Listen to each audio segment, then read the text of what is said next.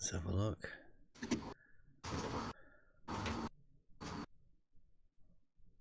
Are we there? I just need to nip somewhere. It's like 11 people waiting already. Are we there? Yes.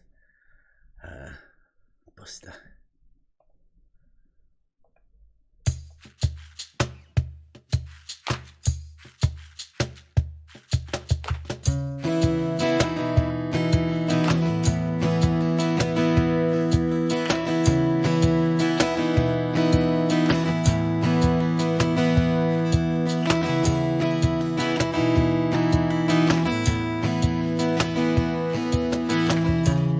Double think clouds your mind.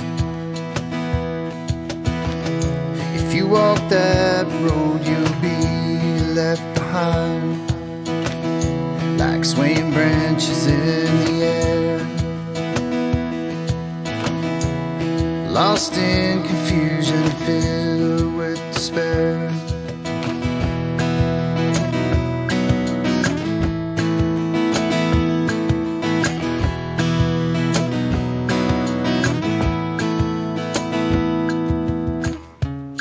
Arguments and fallacies taken from the book of lies and deceit. There are those who will never see the gift of Logos that was given to me. And I know how water flows, I know what level shows it. You'll be wasting your time trying to change what's been defined. I know what I know. I know what I know. You don't know what you don't know. Blackpool paradox. You think it's measuring, but it's not. It's optical phenomenon. All you fools think you know what's beyond. I know how water flows, and I know what level shows it. You'll be wasting your time trying to change what's been defined.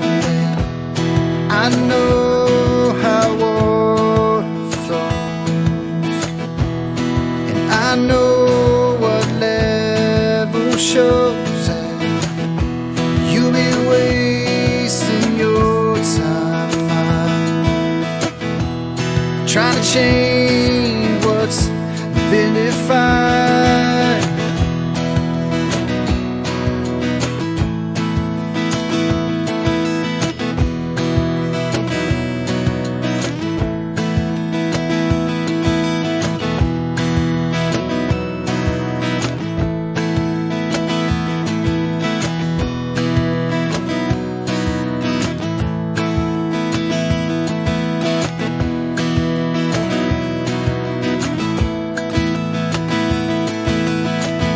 Horizon means the line where the sky meets the earth. Yeah, that's the definition I'm going by. All horizontal.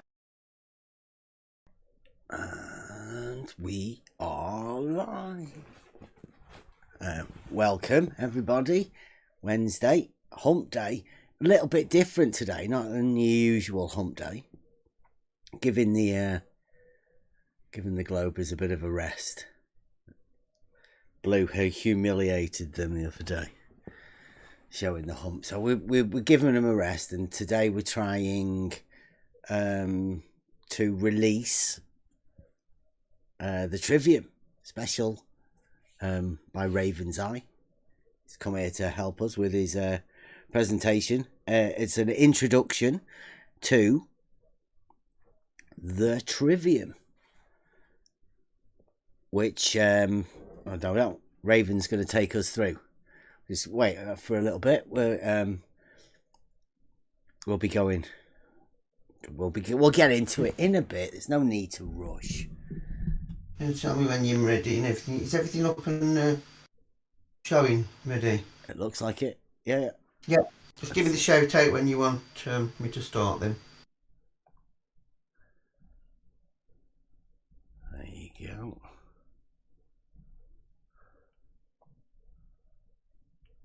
Yeah, that's looking good. Exit full screen. Right, so the idea, we've been talking about this for quite a bit. Logos came to us, all of us, I'm guessing. Was always there. That's the thing about Logos. It's always there, and until you never notice it until somebody points it out to you.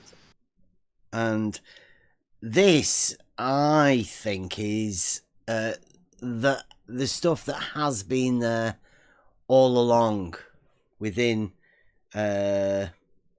just Logos. It's there. This is the way that we implement all of the things that we have, the faculties, what we have, in order to get the most out of understanding, knowledge, communication. That's where we're at. Logos showed us the beginning steps for that. We went to first principles of logic within geometry. Well, this is a way to actually use that. It's a way to develop the logic and progress forwards, which is what we've always been about here. Communication, understanding, and trying to progress and go forwards. Too much negativity, too many backward steps, too many people throwing confusion into an argument where it's not needed, too many non-arguments for my liking. And this I'm guessing is the final nail in the coffin, right? The people that don't want to talk to us for a reason. Tonight, you'll find that I don't think they'll ever want to talk to us ever again, which is I'm okay with, because we're going forwards. Everybody here, I think, has been looking forward to this point. This is where we go forwards on our own. We've been shown that people are not with us. They don't want to come and have the conversation,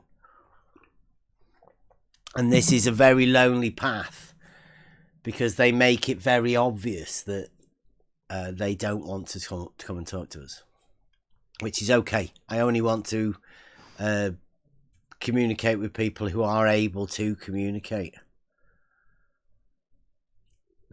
We always knew the numbers were going to go small. This is the realistic numbers, I think, for us. So thank you very much for being here. And this is going to be good. This is going to show the quality of conversation and how we improve that. So I'll just put Raven's thing on here. Now, Raven wants this to be, I think, a series of... Raven will talk to us a bit, and then we will communicate. Raven, is that the way you want to do it? We'll go through it piece by piece and discuss it as we're going. Yeah. Yeah, conversation. It's not lectures. It's not. We're all moving forward in this journey together. and I'm just here like I'm putting pointers for us, discussion points, and trying to give some direction as the way I see we need to go. But obviously, it's a two-way thing, and who knows where it's going to branch off. Even like the introduction last night of Ludwig Wittgenstein, who I'd never come across before, and that's opened up more doors of exploration that you can go down. So I think it's a long project. I think it's going to be good. We're ready to go. I'm on your screen. Okay then, right. I'll start. This is like I said, I'm new to this, so if I make any mistakes as far as losing the screen or whatever, then just bear with me and forgive my my naivety with all the software and that. But we'll see how we get on. Well, we've got a YouTube screen at the minute, a white YouTube screen. Right. There's no YouTube showing. It is. It's on the YouTube. It's on. It looks like the live stream that we're on at the minute. Right. So am I ready to go? Well, is that you wanting to start on the YouTube screen? I don't know. Which way do you want to do it? It's not. Well, it's not that what you had on before. So are you? This is the hold on, look quick. That's the. What have you got? What are you showing there? I'm showing the YouTube. It shows a YouTube browser. Oh right, sorry. Have I got the wrong stream on? Yeah. You want me right, to? Hold on a minute. I'll come out. Let me see what I'm doing then. You might need to go to a different. Oh yeah. Change your window or something. Right. Hold on. Stop. Do I stop streaming that one then? Yeah. And then pick a different one. And pick the one that you want to go to. Right, hold on.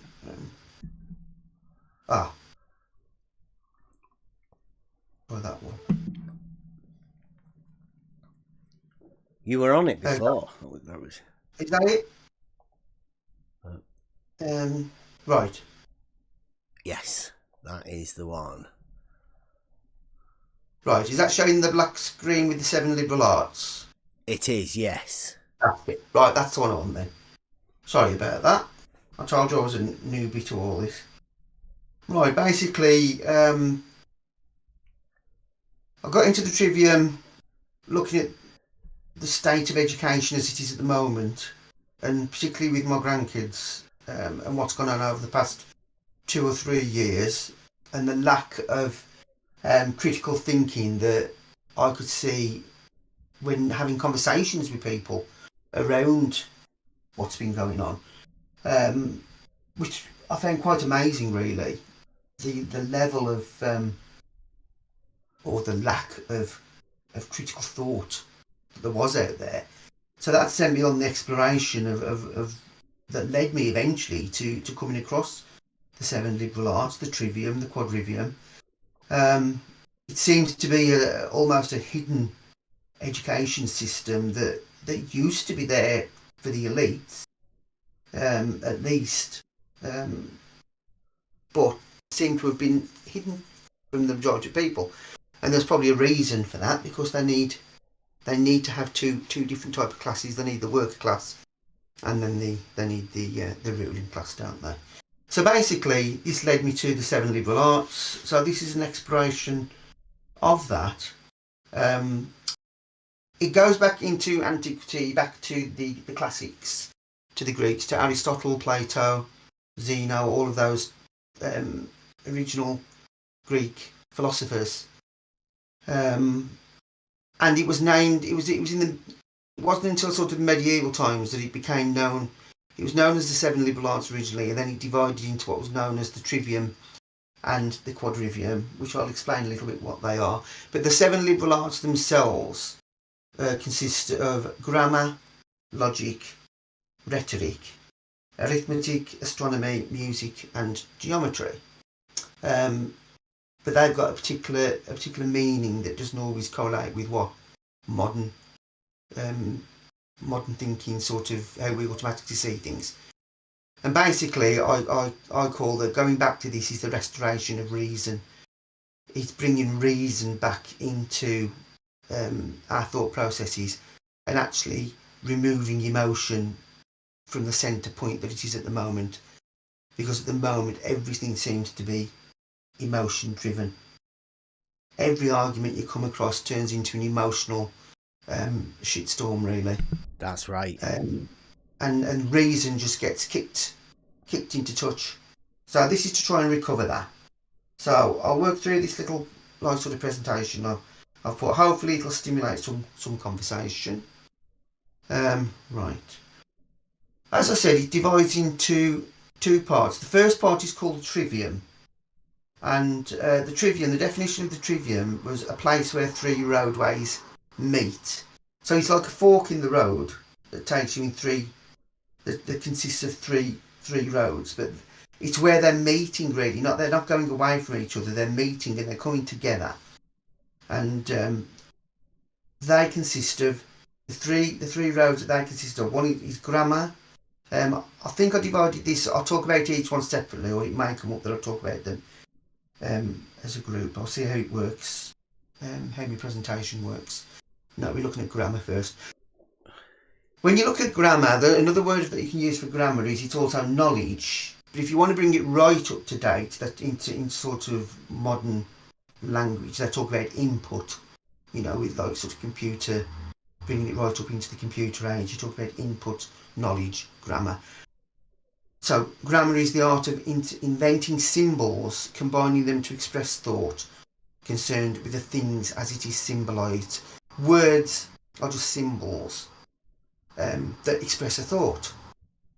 And this thought that they're trying to express is things as they are in symbolic form, so that we can actually communicate sensibly with each other. So grammar is all to do with defining that, getting that clear knowledge and input, and making sure that we all understand symbology that we're using when we're talking, whether that's language as far as words, or whether that's later on more logical forms of symbolism that you may use when we're talking more of sort of logic and further down the road. That comes from some of this has come from a really good book by Assistant Miriam Joseph. She wrote a really interesting book about the liberal arts. So I've taken quite a bit from that. It's easily accessible on unfortunately on Amazon, but you probably get it at places. Is that an old book? Pardon? Is that an old book? Yeah, it is old. I mean, I could find out exactly how old it is. I'll have a look in a bit, see when it is. I'm just saying it's not modern. Like, it's not somebody's wrote it. No, it's not the modern. Yeah. Okay, it's so this is modern. completely lost, really. This sort of thing, Yeah, isn't it? A lot of the stuff is. Let me have a look here. It is liberal arts. Go to. I'll just see if I can find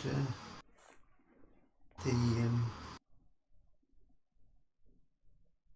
I like the idea of the input. She was 1898 to 1982. She lived. So it was. She wrote this sort of in the early 1900s. But it's going back on knowledge that obviously came through the previous education system that she was obviously exposed to some degree. Grammar. So we're talking about general grammar and specific grammar really. There's a difference. What we've got to define is what type of grammar that we're actually concerned with. General grammar is concerned with the relation of words to ideas and to realities. So we're looking at the symbolism of what words mean and how they relate to the ideas we have about reality. Whereas special grammar is when people talk about English, Latin, French, Spanish grammar, concerned principally with the relation of words to words. So that's the intricacies of a particular language and the grammatical forms that are used. So we're looking at more of a general term for grammar, which is we're looking at the ideas behind the words and making sure that we understand the reality that that's trying to express. So what we're trying to do is, for example, with the agreement of subjects and verbs in person and number. So they're talking about all gender and case and all that. General grammar is more philosophic. That's what I'm trying to get at. So we're not bothered. We're not trying to get too bogged down in special grammar about particular dialects and particular languages. We're looking at the philosophical basis of words and meaning and symbolism that we put behind those words, and then that then directs more related directly to the logic and to metaphysics and ontology. As you get further into the logic and the rhetoric, which we'll build upon. It differs somewhat from special grammars in the point of view and in resulting classification, both in the parts of speech analysis and the syntactical analysis. So basically, that's just to emphasise that this is more philosophical grammar rather than technical grammar, so you don't get too lost in technicalities. Then you move on to the next part of the trivium, which is the logic. And logic you can have as an understanding or process. So in computer terms, this is where the knowledge that you've gained from your grammar and everything, you develop an understanding and you start to process that in a logical form. So you say logic is the art of thinking, and it's concerned with the thing as it is known. So we're really trying to ground this into reality, and that's what it's all about. So that's your logic, terms and the grammatical equivalents. So this is where you turn your grammatical equivalents, so your words and your phrases, your propositions and all the rest of it. They get turned into terms that can then be used to construct your logical arguments further down the line. So words are symbols created to represent reality. A term is a concept communicated through a symbol, and once words are used to communicate a concept of reality, they become terms. So basically what it's saying is that you develop your word symbology to represent reality. Once you've then developed that into a concept that can be communicated through a symbol that is agreed upon, words are then used to communicate a concept of reality. So they become terms, so they become logical terms then that can be used in a logical argument, in a logical discussion. Therefore, communication is dynamic. It has to be. It is the conveying of an idea from one mind to another through a material medium, words or other symbols.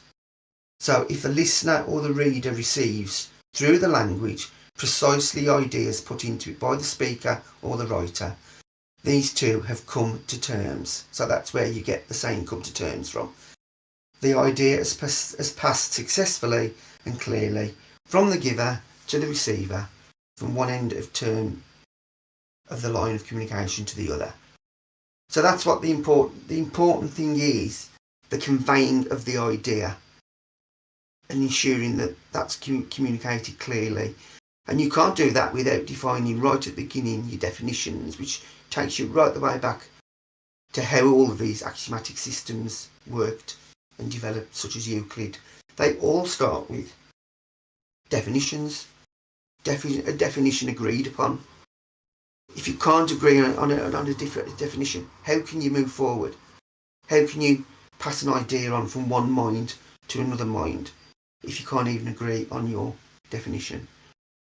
And this is where a lot of confusion, I think, has been developed recently over the last couple of 100 years to shed confusion amongst the masses, really.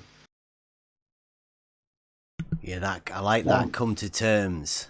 That's the understanding at the beginning, isn't it? You both have the same meaning of what that thing is to start off with, the law of identity. You can't move forward if you haven't come to terms with your terms. Yeah. You know, how can you move on if you haven't got a solid law of identity where A equals A? You know, how can you can't move forward, can you? Yeah, if you haven't even identified the P at all. Yeah, that's right. So that's your logical part of the trivium, which is to do with terms and grammatical equivalents and everything. And then you come to your rhetoric, which is the coming together, really. If you bring your grammar and your logic together. That's why they come before rhetoric, because rhetoric is a tool. So rhetoric is the wisdom, or in computer parlance, it's the output. It's what comes out the other end once you've done your processing and you've achieved your wisdom. I like the old terms. I like the wisdom and the knowledge and all the rest of it. So rhetoric, the art of communicating thought from one mind to another, the adaptation of language to circumstances, and is concerned with things as it is communicated. So this is ensuring that you've come to terms with another person, you've got your terms together, you've got your logical arguments set out, and it's about how do you communicate, how do you use rhetoric to get that argument across. And that's when you come to start looking at your syllogisms and your logical structures and all the rest of it. There's so much to explore within this. But this is the broad outline of the 3 trivium. And without your grammar, your logic and your rhetoric foundation, it's pointless moving on to the quadrivium, because you haven't got the tools, you haven't got the language, and you haven't got the structure there to develop the wisdom to bring out into reality. And that's how I see the broad picture of why we start with the trivium. I'll explain a bit about the quadrivium, but I'm not going to say a lot about it, because at this stage it's not somewhere you want to get bogged down with it if you haven't got the trivium sorted out under your belt. There's parts of the quadrivium, I know that there's people out there like Buster and everything that I should imagine he's well already into with his music, and I know Bev with his geometry and the rest of it with his geometry. It's all pulling you that way into that work in the quadrivium. But I think a step back into the trivium will be useful, because it's taking us back to the basics to work through, so that we can then consolidate really strongly when we come down to moving into the quadrivium at a later time, to actually build on reality, which is, I think, is where we all want to go, isn't it? I don't think there's anybody who wants to stop in fantasy, is there? No way. It kind of begs the question, is there such thing as true communication today, because of the way the language is so convoluted? Well, that's why... Go ahead. Yeah. No, all I'm saying, that's why you've got to get back to the basics. Otherwise, how can we unravel what's been done? That's what I was saying. Based on what you just read, it kind of tells me that there is no true communication today, because the language is so convoluted and people are receiving a different message than you're sending. In my opinion. Yeah. I mean, Bev's talked a lot about this with the development of the paraconsistency logic and fuzzy logic and all this weird and wonderful stuff that people like Russell and that brought into the mix, which was why last night was so fascinating to see that there was somebody who'd actually studied with Russell and had actually come to a different mindset, because he could see the road it was taking. And I've just fell in love with another philosopher now, which I've never got to look at. So thanks to Spot On for that. It's about the same sort of time, though, right? This book that you said that you're reading, that would have been a general sort of teaching methods to the people like Russell and with Wittgenstein, right? Ludwig. Yeah, I think it must have been a shock to Wittgenstein to see where it was going. It was as if it was like a slap in his face, wasn't it, when he realised what was happening to logic. I think so. Yeah. That strong statement he made about sort of, I can't remember the exact words of it, but paraphrasing, it was like giving these philosophers a slap around the face, basically. Yeah, he's going to call them out. He's going to point at bad logic and say that's fucking stupid. But it just appears that somehow that they won out, didn't they? They seem to have got the upper hand, but I'm hoping that somehow people are turning a bit, and I'm hoping that they've pushed too far these last few years, and I'm hoping that they've tipped us over a tipping point where people are going to start looking back now and thinking, what the hell went wrong? And start looking back at this stuff. I mean, that's my my point. I want my grandkids to. I want to be able to show, lead my grandkids into this and sort of say, "Come on, look, this is your generation now. You've got to recover this, and try and get back to it." I feel that with a passion, really. I'm not doing it for myself, really. I'm on the last legs of Marlow. Right, so that's your rhetoric. So you're talking there about your propositions and the grammatical expressions, and how to communicate. So it's all to do with communication, and it's communication of mind.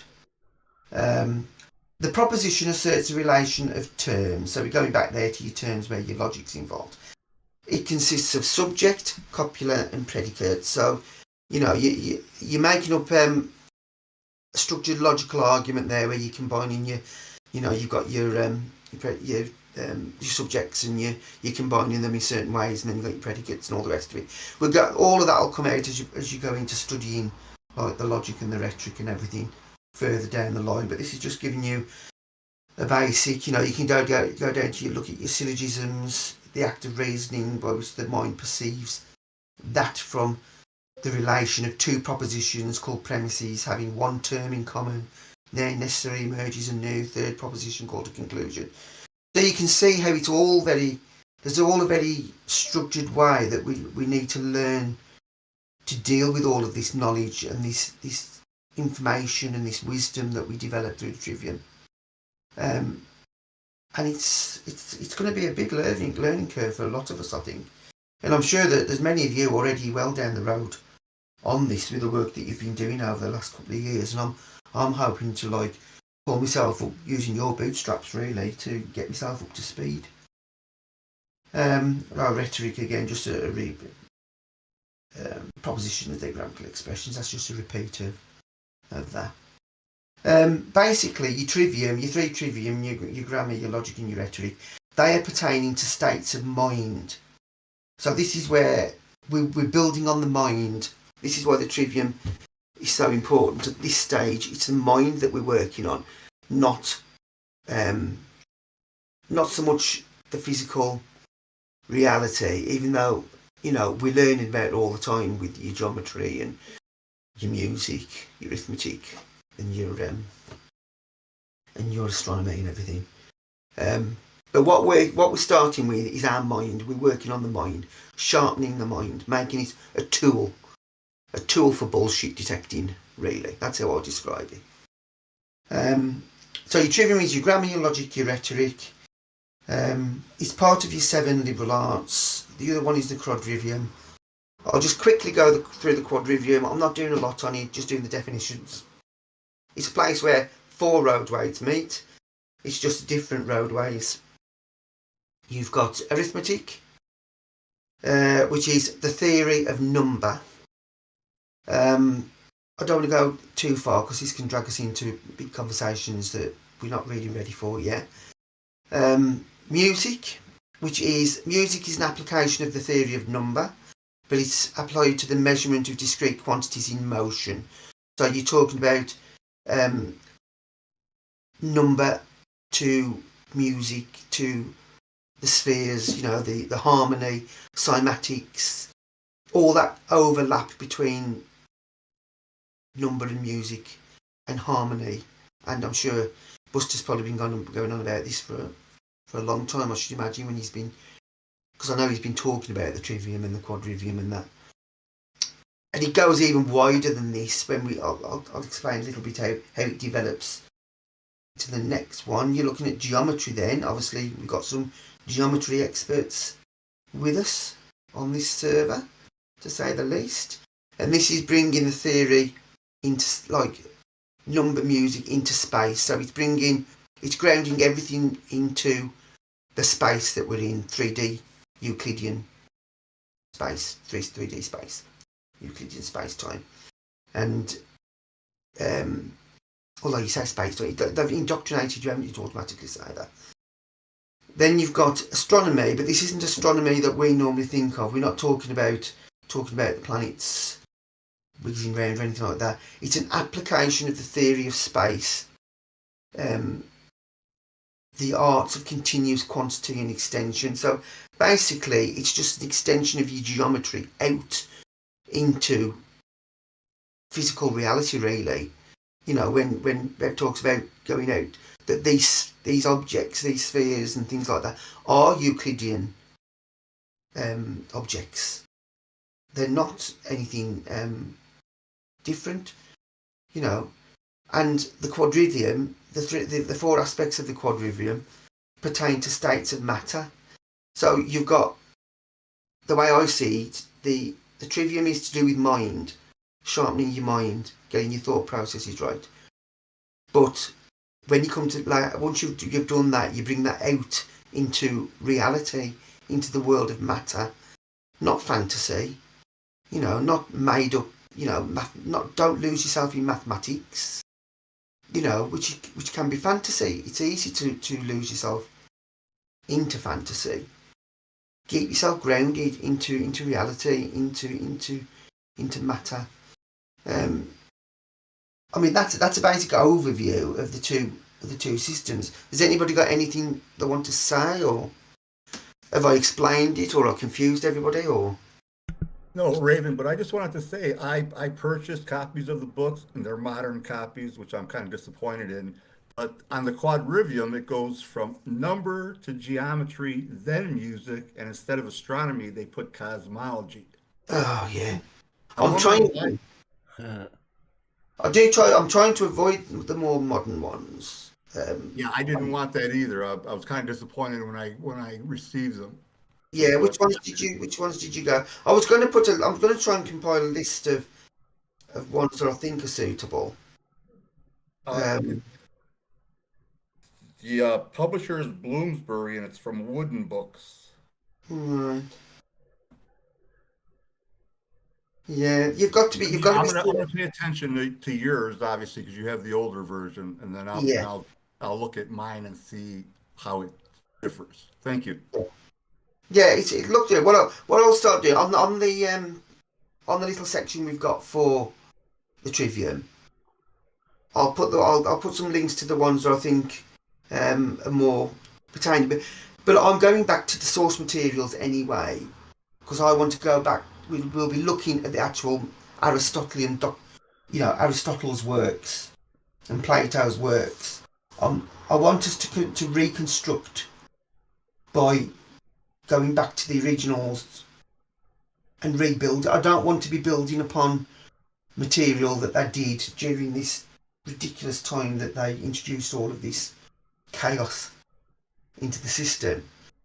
Now, I'll give a quick outline of the next bit is going on an outline on how I see us, what I think we need to start looking at and researching, and then you can see how you feel about that.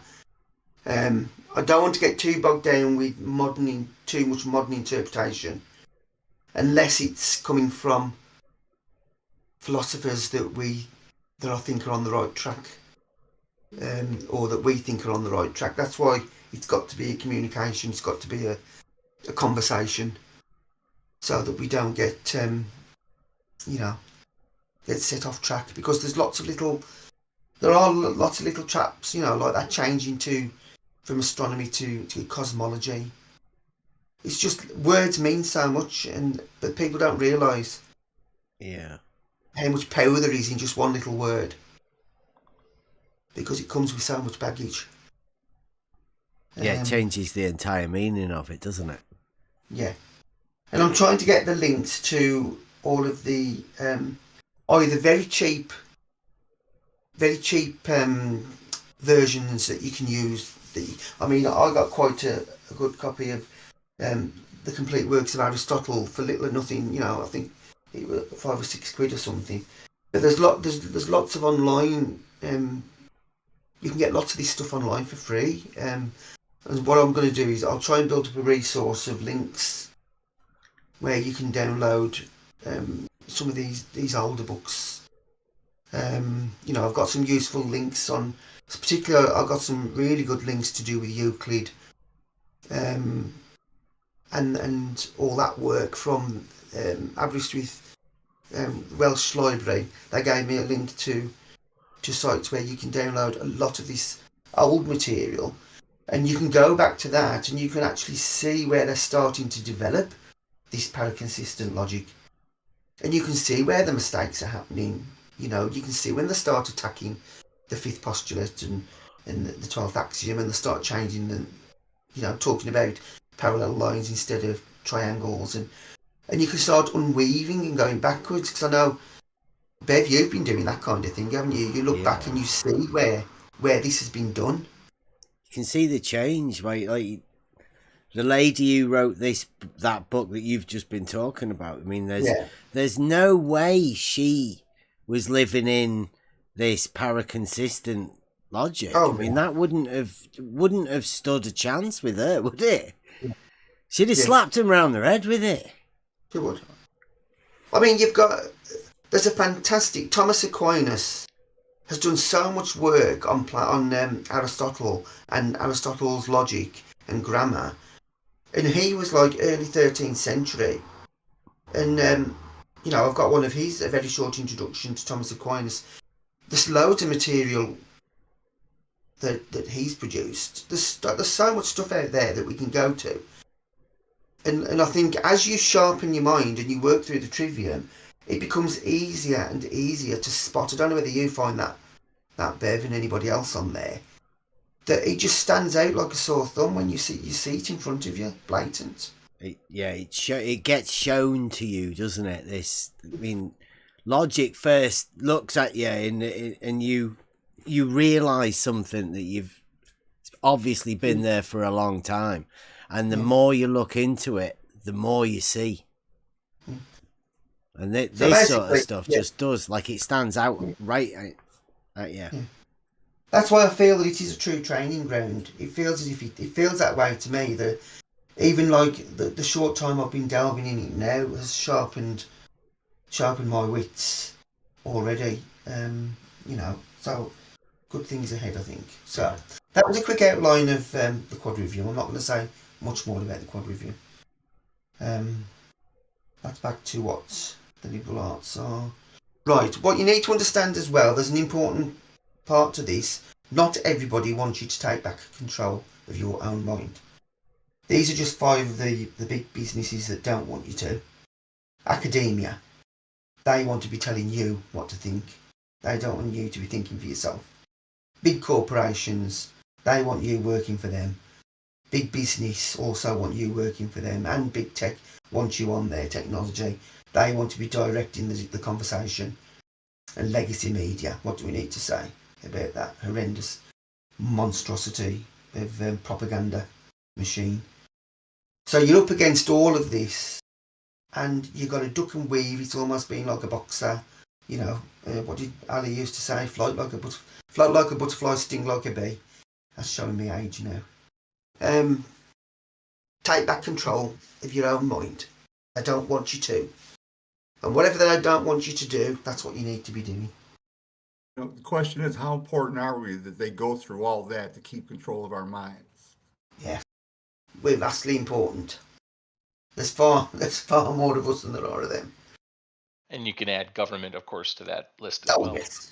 Yeah, overriding government is above it all, aren't they? I think one thing that the Trivium teaches you, from what I can see and what I'm starting to get out, is a sense of, I call it self-sovereignty. We are our own sovereigns. We don't need any rulership. We don't need any kingship. We are sovereign. We were born free, sovereign human beings with a mind, and we should be free to use that as we see fit, as long as we're not impinging and harm on other people. That's how I see it, and that the critical skills that you need to navigate through this modern minefield that we've got are needed more than they've ever been needed in the past, I think. Because it's like a tangled mess out there of, of danger, really, to try and get through. I'm just really glad that I came across this server, the next level server, because it's really seems to be a safe space. I think that we can come and have these conversations. So basically, what I've brought next is that rhetoric is the master art of the trivium. It's where your logic and your grammar come together, and it presupposes and makes use of the grammar and the logic, and it is the art of communicating through symbols, ideas about reality. And I know it's like I've repeated it time and time and time again that basically all it is getting your grammar and your logic sorted so that you can communicate through the symbols and the ideas and your logic the truth of our reality. And just to add on to that, Raven, this is the part I was actually waiting for, because you and I had a brief conversation maybe a couple of weeks ago now on the difference between, or at least the modern understanding of rhetoric, and bringing in dialectic to that conversation as well. Yes. And for anybody that's listening, when you see rhetoric, it, much like astronomy, it's not what many people mean it to be today. Rhetoric today is something critical thinkers, especially like myself and others, would find abhorrent, right? Rhetoric today is kind of, think about modern day politicians or grandstanders or whatnot that It's just the stand up at a wizardry. podium, and it's the wizardry, right? Exactly.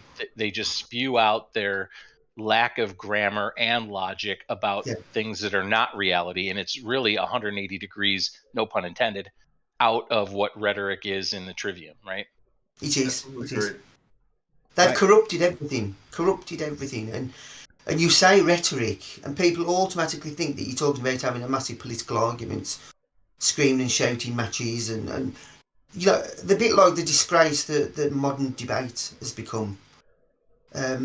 I wouldn't even call it debate. The things that you see going on.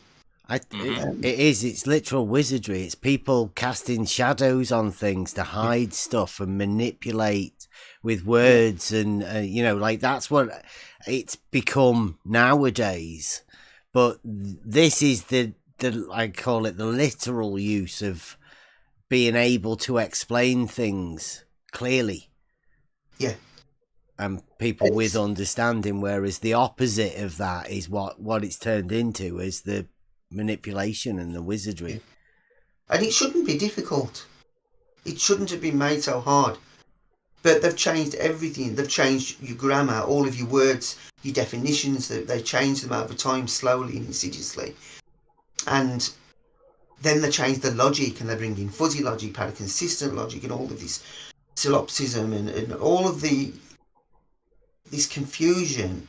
And then rhetoric, a conversation trying to communicate your ideas, becomes an argument and a discourse. Well, it's not even. Again, that's another one. Me and the missus were having that discussion. An argument to her is like heated. It's a. That's it. But it shouldn't be. An argument is a logical discussion where you can work through to a conclusion, right? It's a discussion about the logic to formulate what I would call an argument, a good a statement, really. See, I've had the same conversation about that when people. I say it's not. They'll say, why are you arguing? And I'll say, we're having a discussion, But they don't think that's what it is. They think it's an argument. They think it's this rhetoric that you see all these master bloody magicians spouting off. So, right, where do I go? Right, let's have a look. Where do I go from there? Right, then, a little bit into where I think we need to explore. This is just my opinions. I mean, people might want to start somewhere different. But, no, I'll be with you on this. This is the basis and the founding of all of this stuff. Logical thinking. So, Aristotle, I propose that I'd like to start with the organon. It's the first. It's classed as basically the foundation, isn't it, of Aristotle's system of grammar and logic and everything. It consists of 6 parts. It's a 6-part, 6-chapter book. It starts off with 10 categories. I'm just going to give a quick outline of them. this is obviously a more heavier work that we would need to. I suggest that what I proposed to do was analyse each chapter at a time, so that we can fully understand it. Because I don't know if you've ever delved into things like the categories and Aristotle. He's a very heavy thinker, and it takes a lot of work to get through. I think it's simple ideas and everything, but you need. I don't think it's the kind of thing you just read and understand. I think this is where I say I want conversation, because this is where you need other people's ideas coming in, and you need other people's viewpoints. I see it like this, how do you see it, and these kind of things. So what I'd propose was, if everybody's up for it, he's going through, say, like, starting at part 1, working through the first 6 chapters of the organon, and then you'd be so the categories. It's a text from Aristotle's organon that enumerates all the possible kinds of things that can be the subject or the predicate of a proposition. They're perhaps the single most heavily discussed of all Aristotelian notions. The work is brief enough to be divided into books, as usual with his works, and he has 15 chapters. The first 6 are particularly important because they're involved in the categories. The categories places every object of human apprehension under one of 10 categories, known to medieval writers as the Latin terms predicamenta. Aristotle intended them to enumerate everything that can be expressed without composition or structure, thus anything that can be either the subject or the predicate of a proposition. So basically what he's doing is breaking down everything that exists. He breaks down into these 10 categories so that they can then be used to construct the logical arguments and propositions. And it's a fascinating. I've started working through the chapters at the moment, and that's a fascinating process to go through. It'll be even better once we've got it up and running and we're having it as a conversation, I think. Then you got part 2, which is called On Interpretation, and that's the second text from the Organon, and it's among one of the earliest surviving philosophical works in the Western tradition to deal with the relationship between language and logic. So as you can see how he builds it up, he's looked at your language and your grammar and everything, and he's now bringing in the logic and how to comprehend the language and the logic in an explicit and formal way. And the work begins by analysing. So he analyses the simple categories that he's developed, draws a series of basic conclusions on those, classifying and defining basic linguistic forms. I mean, don't get too bogged down with all of this terminology. This is just to show you the work that would be involved in looking at all this. You're looking at your propositions, your nouns, your verbs, negations, quantities, simple propositions. So this is the foundation. You see where he builds his logic foundation here, using the categories and the grammar that he's developed, utilising his categorisation of reality. Hey Raven, can you go scroll back up just a little bit? Yeah. I just want to make a quick point. To me, this is super important, especially for us in modern times. So for anybody that's done any kind of Bible study or teaching, there's a principle called hermeneutics, which is taken from this. It's the art of interpretation. And one of the things that, as we go through this, one of the things that's going to be really important, just like the discussion on rhetoric and some of the other things, there's a modern day conception of certain words or propositions, but that's not what's important. What's important is what it meant to the originator of the content, right? So that's where it's difficult for us today. And just taking it back to kind of the biblical thing, that's what makes it so hard for a lot of people to get into biblical study, is you really have to try to understand, and it's not easy to do, what those words and stories would have meant to people at the time or the writers at the time.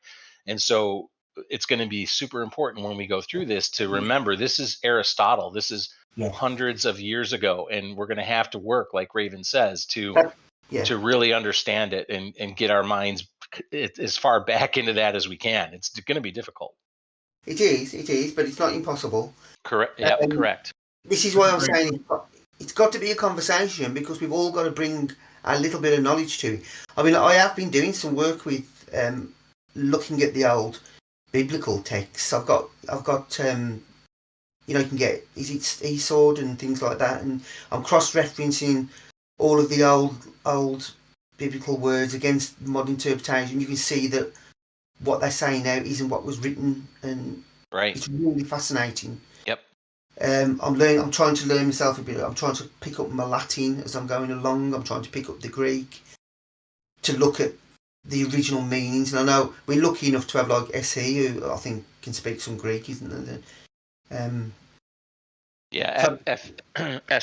FPV in the live chat just said that's where etymology helps. Totally agree with that. Absolutely. Yeah.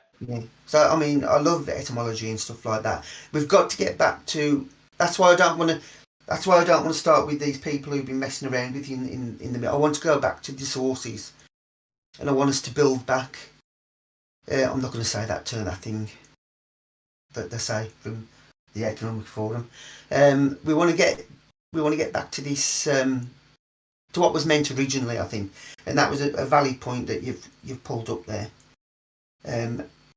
But not to negate how difficult the work's going to be. It is going to be a mental.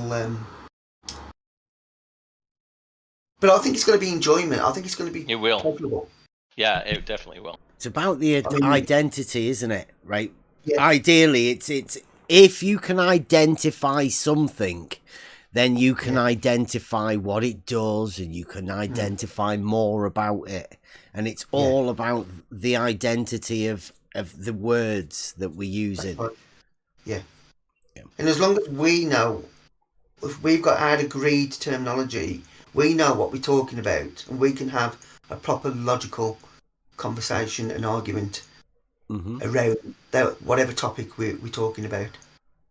The problem you've got, I think, is how do we communicate that to these people who are immersed in this mess of logic that they've got themselves into. We're never going to be able to do it. Hopefully we can just do what we do simply as possible and hope that they just... Well, like I said, I'm doing this to pass on, hopefully to pass on to my grandkids. That's why I think we need to stay at the base level as to not lose people, because this can seem as though it's beyond people's grasps, right? It can seem like it's very complicated, but it really is not. No. I'm trying not to overwhelm people with it. I'm just trying to... But I don't want to underestimate that it is hard work. It's not. It involves, but people can dip in and out, can't they? You don't always have to be sticking with it. You can come and catch up and pick up where you've left off. If you need a break from working on this, we may decide to swap things around a bit, or look at have a break and perhaps look at some of Plato's stuff that relates to it as well, and feed some of that in, and try and make it interesting, and people bring things to the table that they come across and find. Okay, so basically that's what that chapter's about anyway. We'll be looking at that. It's to do with all that language and getting it all the symbolic logic sorted so that we're all talking from the same base and coming from the same place. That's a bit of a long thing to read. You don't need to read. I don't know. I might be able to put this on as I might try and load this down as some kind of PDF that people can run through, or PowerPoint that they can run through if I load it onto the server or something like that. So if you don't mind, I'll try and see what we can do and get it on the website. Because I wouldn't mind to do all of this sort of stuff as much as we can. So now I can put a lot of this in different formats, like PDF and things like that. So we'll have a conversation about that and see if we can get it pulled together then, okay? Yeah. Because there's stuff here that people can go and read, just little prompts, a little bit more time to digest, rather than like, it looks a lot when it's just thrown at you like that, doesn't it? Yeah, yeah. Yeah, And then you got, Go on. Sorry. go on, no. I was just saying, now you're going on to part 3, which is prior analytics. They're all like strangely named things, but here we're talking about, I mean, somebody that knows Latin would probably get more from analytica prioria. It's just means the main analytics, I presume, something like that. It's the work by Aristotle. Oh, it's his work on his deductive reasoning, known as his syllogistic work, composed around 350 BCE. So we're going right back, to the originals. Well, that's around the same sort of time that Euclid. It is, yeah, because he mentions Euclid. Yeah. There's a connection between obviously Aristotle and Euclid. There is a connection there because he talks in one of his books. He's talking about the triangle, and things like that.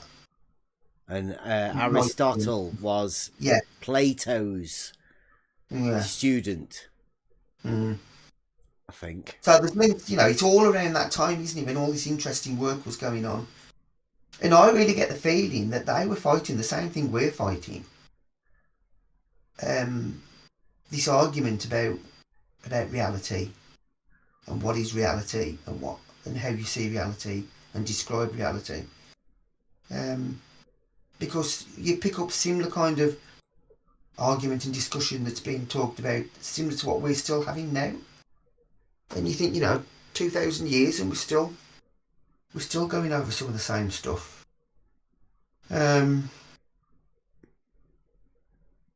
Something here that might be worth us looking into. I'm interested in what was going on around here, because I've just pulled this off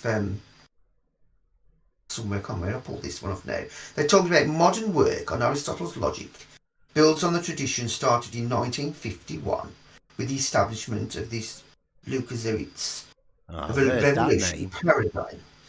This approach was replaced in the early 1970s by where have I gone? Top of the page, you're right. By papers by Cochrane and Smiley, which inform modern translation of prior analytics by Robin Smith. So I want to know, what have they changed from the originals to this stuff that was developed through the 1970s into 1989? What have they changed within that book? That's what I'd be interested to know. Not what they're saying, because it's probably a load of junk. But what have they changed? I just thought that was interesting that all that had gone on. Why are they revisiting something so old and deciding to rewrite it? Okay, so what we need to find is an older copy. That's of a prior Analytica and an older one, and let's have it'd be interesting to do a comparison, wouldn't it? That would be very interesting. Yes, that would tell you exactly where the minds were being swayed. Let's say that the wizards were weaving the spells. Because that's what we need. We need to learn the wizard tricks. Where have they applied these wizard tricks? Because we can unpick them then. Yeah. And little clues like that just stuck out like a sore thumb to me. We need to look at that. And that could be a really good conversation that we could all get into. Yeah, that would be a good one to go over that. Yeah. Find a few people that have got one. You could do some good videos to put on YouTube for that, couldn't you? Right, so they're talking here about the terms and it comes from the Greek words. There's even they're talking about distinct differences in meaning. You see, why are they changing these meanings, and where are the changes happening? This is all very interesting stuff. And then he talks, on the other hand, the meaning that best fits the analytics is one derived from the study of geometry. And this meaning is very close to what Aristotle calls episteme, knowing the reasoned facts. So I thought you might find this particular book fascinating, Bev. Yeah. Because of the link with geometry. It's the reasoning, right? Geometry does show you how to start off and end with a conclusion that you can be absolutely certain with, right? I'm looking forward to this one when we get to it. And just look at the words that are used there and the difference in how we think about them, right? So you have basically analytics, but the root word in Greek means something solvable, whereas in modern times we think of analysis as just going through a bunch of data without looking at it as something to be solved or something to be done with.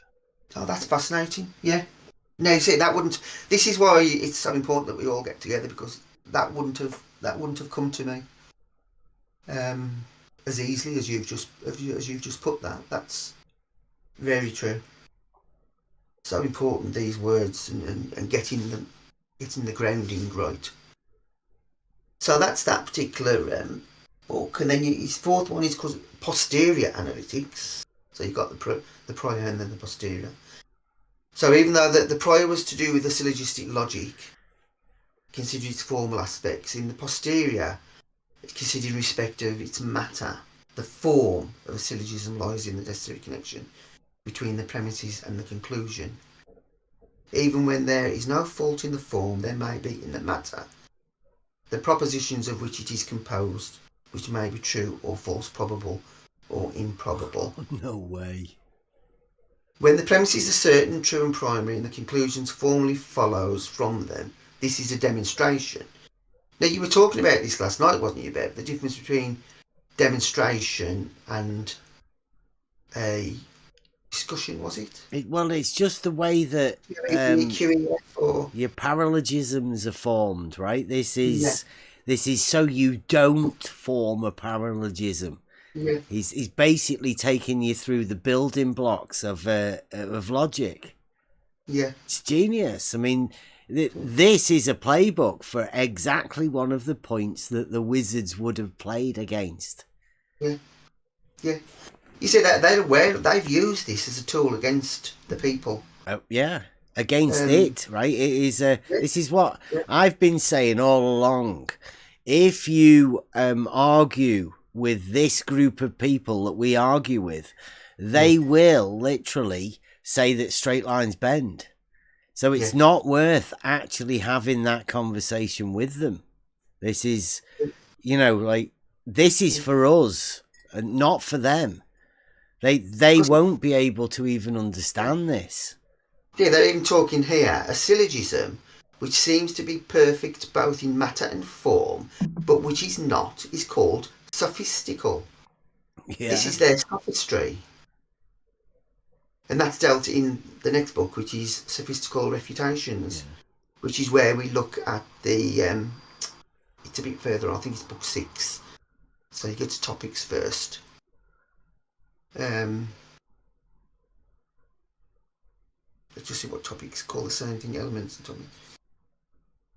Oh, this is to talk about different forms of argument that you get, forms that aren't talked about so much in other ones, such as entheomemes and things like that. So that's more talk of different types of logical argument that can be used, which is a fairly interesting one. But and then you've got the sophistical refutations. This is where he goes through all of the fallacies that Aristotle then goes through. You're begging a question and all the other ones, the straw man fallacies, and he goes through them all. He's got a big list of the different fallacies that he's identified that the sophists use to make money from apparent but unreal wisdom. So it's all fakery. It's all wizards behind the curtains. The Wizard of Oz and all of that. Yeah, well, I think back in the day, the sophists were the ones that were teaching. That's the modern academia, right? The people employed people to teach their children, obviously, the wealthy people. And once you put money involved in it, then anything can happen. And here it seems to be talking about like the modern debate type of system, the arguments used in competitions and contests are the main subject of this book, but that's not what we want. Truth, not entertainment. Yep, the semblance of wisdom without the reality. Yeah. That's profound. So I identify the organon as an important piece of work. Wait a minute. That's genius, because it says the arguments used in competitions and contests are of main subject of this book. Well, this book is about sophistry. Yes. So they're exactly right. They're telling you that the main arguments in competitions and contests is a load of sophistry. Yeah. Exactly. You're demonstrating your skills of sophistry. That's all you're doing. Yeah. But people believe it as truth. Well, they believe that's what the argument is. Yes. Who can get one over the other person, and who can spot all these little bits and argue about that rather than actual points. And I think the usefulness of this particular book is anybody that's not very good at identifying the sophistry. This will be helpful to learn about, so that you can then spot all this sophistry that goes on. So I think this it's important work to get through. I think. Yeah. That's basically the organon. They're the main 6 parts that I thought were important. Hold on, let's get through. Then there was some stuff. I thought the dialogues of Plato. There's important information that we can dip into in that as well. I know you've been looking at Plato as well, haven't you, Bev? Yeah, I think vital to read the Republic. There's been it'd be interesting to have a look at these. I put a link to a modern translation of the dialogues, which I thought might be interesting if anybody that's got some knowledge of the previous dialogues of Plato, to compare what have they. I'm always interested about what have they changed.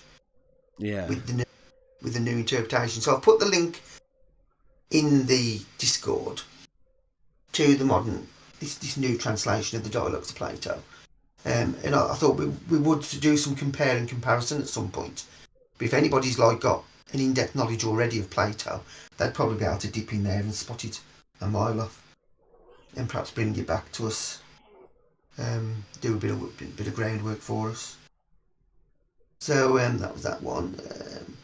The function, just some basic outlining now of the function of the Trivium is the training of the mind. Just want to reiterate, for the study of matter and spirit, which together constitutes the sum of reality.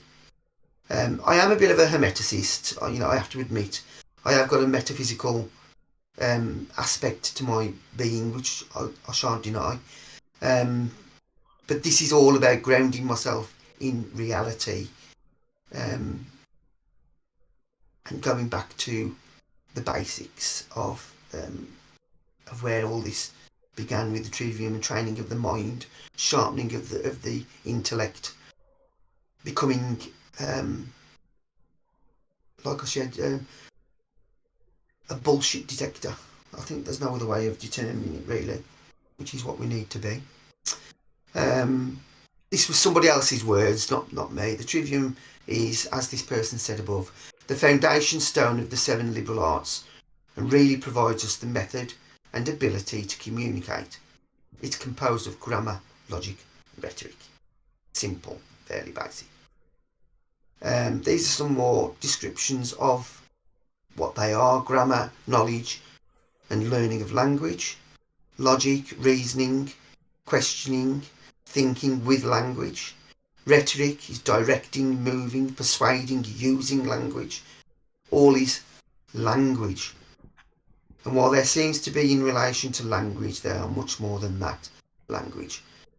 There's skills involved in achieving these ends. That's the skills that you want to develop. The study of grammar is also the study of history, of geography, of reading, of writing. It's basic, absolute, more encompassing than simply learning one's ABCs and how to put pen on paper and write. We were talking, there was a conversation going on, and I jumped in on the chat because I couldn't speak at the time.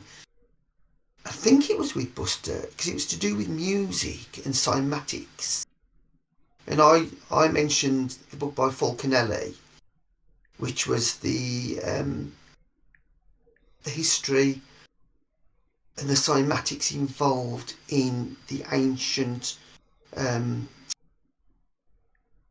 abbeys and cathedrals, and looking at the windows and the design of the windows and the cymatic patterns that, and how sound must have been so important in the past.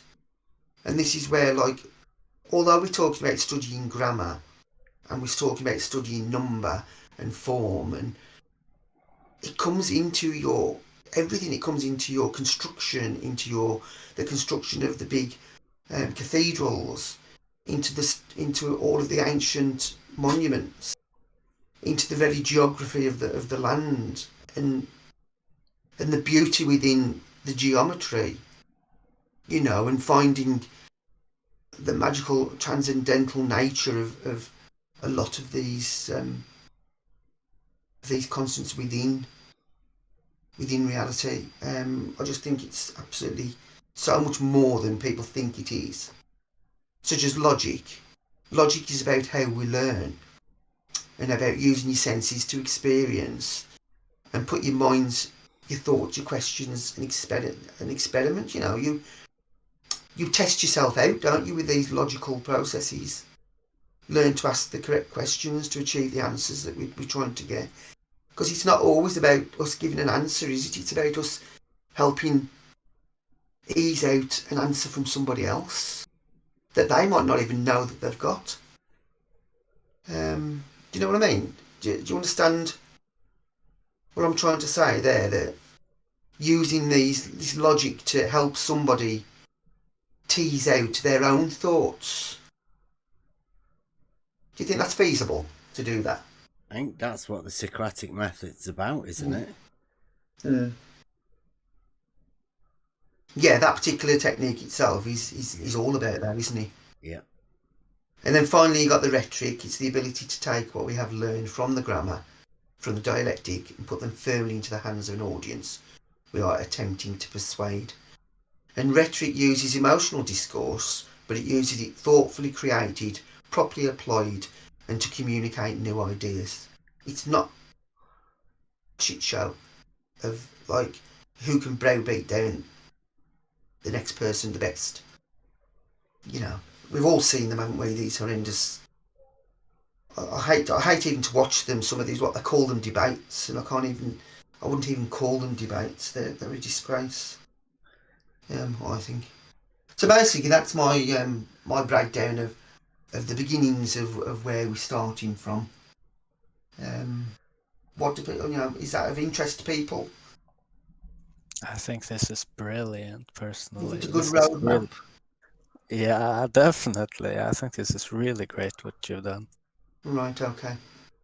So you're happy for me to continue developing the roadmap and then proposing discussions around different topics and building upon the way that I've laid it out? Absolutely. Okay, all right then. Well, that's the end of my little stint then. That was brilliant, Raven. Yeah, thank you. I'll try and get it in a format. We'll have a chat about what formats you might need to be able to get it on your on the website, and perhaps I'll put try and get presentation format that could also go on the discourse as well, the Discord server, for people to run through as well. So we see what we can do, because it's people can go back on it then and reflect, can't they? Yeah. Well, like I say, in the Discord, like, if anybody wants to come in, we have a special room just for this sort of thing, and it's all about the discussion. So anything anybody wants to come and talk about, any little bit of this, we are open for discussion. It's all about progressing and learning from each other. Argument is all right as long as it's true argument, and that's a discussion, not what people call these days as an argument. I'm not interested in having browbeating arguments with people. Logical discussions where we talk and we debate and can compare and contrast and synthesize something bigger than what it is to start with. I quite like the mind map format. Is everybody happy with the mind mapping type of way that I do things and trying to link things together? That's okay. Yeah. Okay then, so I can probably close my side down then, can't I? And we can move on to whatever else you want to talk about now. Well, we will be talking about this. Yeah. I mean, if you want me to leave anything up, it's up to you. You know, you can. Well, I mean, does anybody want to go over anything? We'll switch it off for a bit, right? If we need to come back at it, do you have them as different slides or? Well, I can see about at the moment it's done as my presentation sheet here, but I can get them off as slides, and I can click on any of these that I want to. Yeah. You know, if I want to say, if somebody said what was the categories again, you know, I can bring up what I wrote about the categories. You know, and see if I can. Don't know if I'll be able to get them any bigger. I'd have to go into presentation mode probably. Hold on. That's it. If I click on it and bring it up into, I can go back to any of these that we want to. Nice. Easy enough. So if anybody wants to say, oh, could you just talk about the categories again, and you know, I could go into a bit more. Yeah, we might split the Discord off into a few different things, right? Would you think the Trivium may need separating into 3? You know, and do separate ones of grammar, logic, and rhetoric? Would link some videos or something. The individual. Yeah, you do, because then what we can do is, when we've looked at them individually, we can then start looking at the connections between, because they're all interlinked, aren't they? Yeah. You can't separate them completely, but as the learning part of it, you have to break things down, don't you, into compartments, and then bring it back together. Well, like you said, it is 3 roads meeting, so they're all connected at the centre, but they are of individual components. Yeah, they're separate channels, aren't they, that come together into the Trivium and then feed into eventually the 7 liberal arts. They are separate, but is there an order to these? I mean, you did it in grammar, logic, and rhetoric. Is that kind of the order that tends to be the order? Classically, yeah. That's classically. That's how he built up. When I've looked at Aristotle's systems, that's how he seems to build it up. He starts with the grammar. You know, he's looking at the categories, looking at reality and how we describe reality with the grammar. He then looks at the relationships between those grammatical equivalents and builds his logic around that. Then those two are the cornerstone then that are then used to inform the argument, which is the rhetoric. That's where you are using your grammatical knowledge and your the logic that you've built up around the grammatical equivalents to inform your argument. So I don't think you can do it in any other way than grammar, logic, rhetoric. Yeah. That would be the order that I would. But if you look at his 10 categories, it basically works through that. In the first 6 chapters, you're sort of working along that road. Because I think you can't start. You've got to start with the 10 categories. It would be impossible to start anywhere else, I think, if you were going to look at the organon.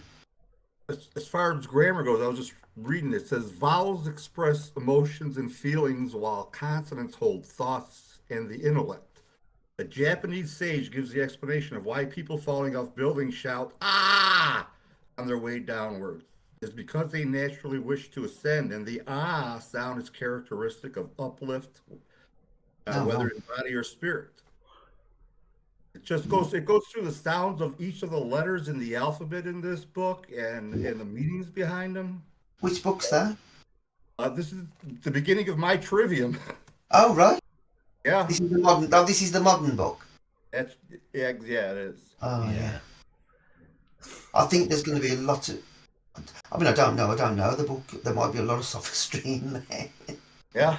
That's what I'm concerned about as well. Yeah. This is why we need to bring these things to the group, don't we? So we can piece, we can pick these pieces out. Yep. I'm not saying I've got a complete bias against anything modern, because I haven't. Because I mean, like last night's discourse was fantastic, and that's not, he's not ancient, is he, or anything like that? He's not, but he's grounded in classical. You can tell. But it would be great to have the original work right next to this to compare. Yeah. How do you know if their interpretation is what you would interpret it as? So. Well, that's why you need to go to the sources that have got the original Greek and that, don't you? You need to try and get them as far back as you possibly can, which there's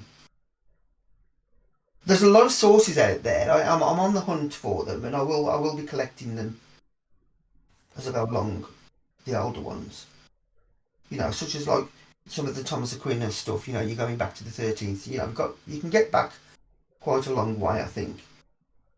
And also, the Organon is one of the oldest. I think it's one of the oldest Aristotelian works that's actually out there, isn't it? That's in its original form. I'm not sure when this one was. Let me have a look. The complete works one I've got.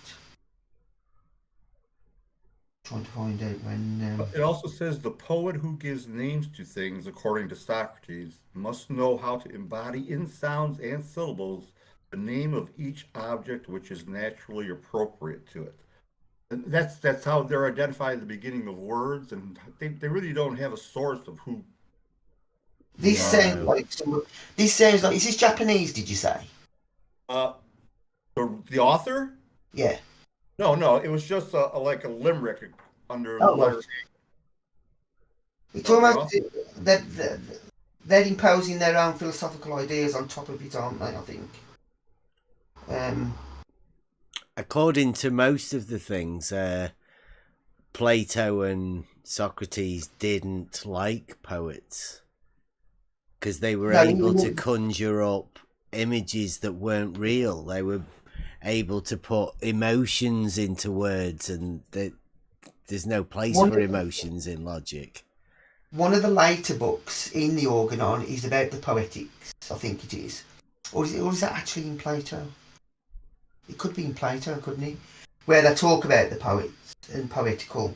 You've got to be careful because the sophists use it, don't they? Yeah. They can do. Emotion is the...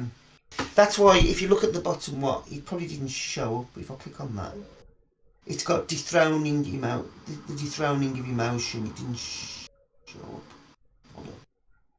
If I put that onto pitch, it might show it up. No, that's the restoration of image. It didn't show up there, which is unfortunate. But what I've got at the bottom there was a little saying that said the restoration of reason and the dethroning of emotion, that says, but I've missed, it doesn't pick up the emotion. Oh, that's it. If I highlight it, I don't know, you probably can't see it now. It's the restoration of reason and the dethroning of emotion. That's what we've got to get back to the rational. It's the development of the rational mind, that's how I see it. Yeah. So some of these books, it's really difficult to try and find out. Oh no, the book, he has got a complete book, Aristotle. I haven't got into it yet, on poetics. So but that's further down. I wanted to get the groundwork done first. Yeah. That's way down in the list of the books. I think that's down into that's in book 3, down into book 4, something like that. Which is quite a lot. As you know, Aristotle produced quite a lot, didn't they? So they have got some they've got some doubt about poetry and being careful of.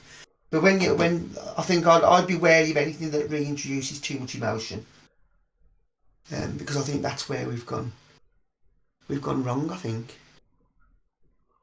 far too much emotion. I mean, you just listen to the conversations that you've been having over the last couple of years, Bev.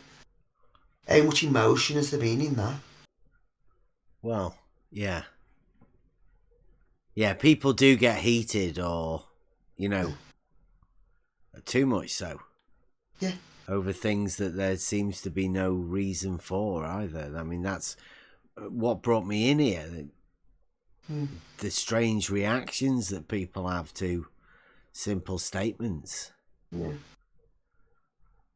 So yeah, definitely emotions taken over from logic, I would say. Yeah. So that was where I was coming from, and I've just offered it as if everybody's interested, I'll do it. Absolutely. Right. This is definitely, I mean, I wouldn't mind getting into discussions about this, but I know, and we all know, people, I think this is like the death throw for anybody coming in for a logical discussion now.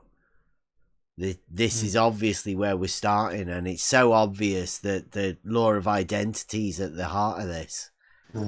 The understanding of what it is we're actually discussing. So the actual argument, the statement, the proposal of an argument needs to be made very clear and understanding to both parties, and exactly what the identifiers are within that argument. They need to be made very clear too. And it all comes from Aristotle, the excluded middle, everything. It's all there. It stood the test of time. That's the interesting thing, that it's survived all of this time. It works. It's got to work. It obviously does work. Yeah. For the people who know how to use it. And obviously, if anybody wants to come and have a chat with us, pretty obvious, I think, there's not going to be many people that can have these discussions and that wants to have these discussions. So if you're out there, come on into the Discord. If you see me in the Discord, just, anybody, if I'm in the Discord, I'm happy to have a chat with anybody. If I've got the time and I'm in a position where I can speak freely, and I'm not at work or anything like that, then I'm happy to chat with anybody. We can nip into the private part if we want to, or have it in the chat if it needs to be in written rather than voice. Yeah, we have the ability to record now in stream. Oh, good. Not because I'm there, like anyone can do it now. So any discussions that anybody needs to have, things that they need to record it or would like to record it, do it within the Discord. Yeah, that'd be good, because then that can be shared later, can't it? Yeah, I think there's good things happening. I think there's I got in just at the right time, I think. Yeah. The Logos was working. Yeah, and like we've been going on with SE about the proof thing, it's all generated about the same thing. It's with the aim to find the truth, right? In order to get there, this is the journey that hopefully will aid us to get to the truth or the proof of whatever it is you're looking for. This is not just for whatever argument you think you're having at the minute. This is for every argument. That's what it's about. Trying to get to the heart of understanding, really. Which is where we're at. Okay. Yeah, we don't need we've got chat trolls coming in. Ah, right, okay. I ignore them. Yeah. Yeah, Completely missed the day. This stuff is way beyond them. Is it triggering them or something? They can't release the old argument, right? They can't get rid of their fallacies. Yeah, it's interesting. It's interesting because I had a brief conversation with Sam yesterday in the live chat, kind of regarding the same thing. And his question was, do we throw out 1,000 years of knowledge? And the short answer is no. But the larger answer is much of what knowledge that we've gained needs to be unlearned because it's not following this roadmap. Much like we say that Euclid you have to start at the beginning and one definition or proposition builds on another. It's the same thing with this. If you just try to jump into rhetoric, you get the kind of rhetoric that we talked about earlier, modern day political rhetoric, right? If you don't really understand what it is. Yeah.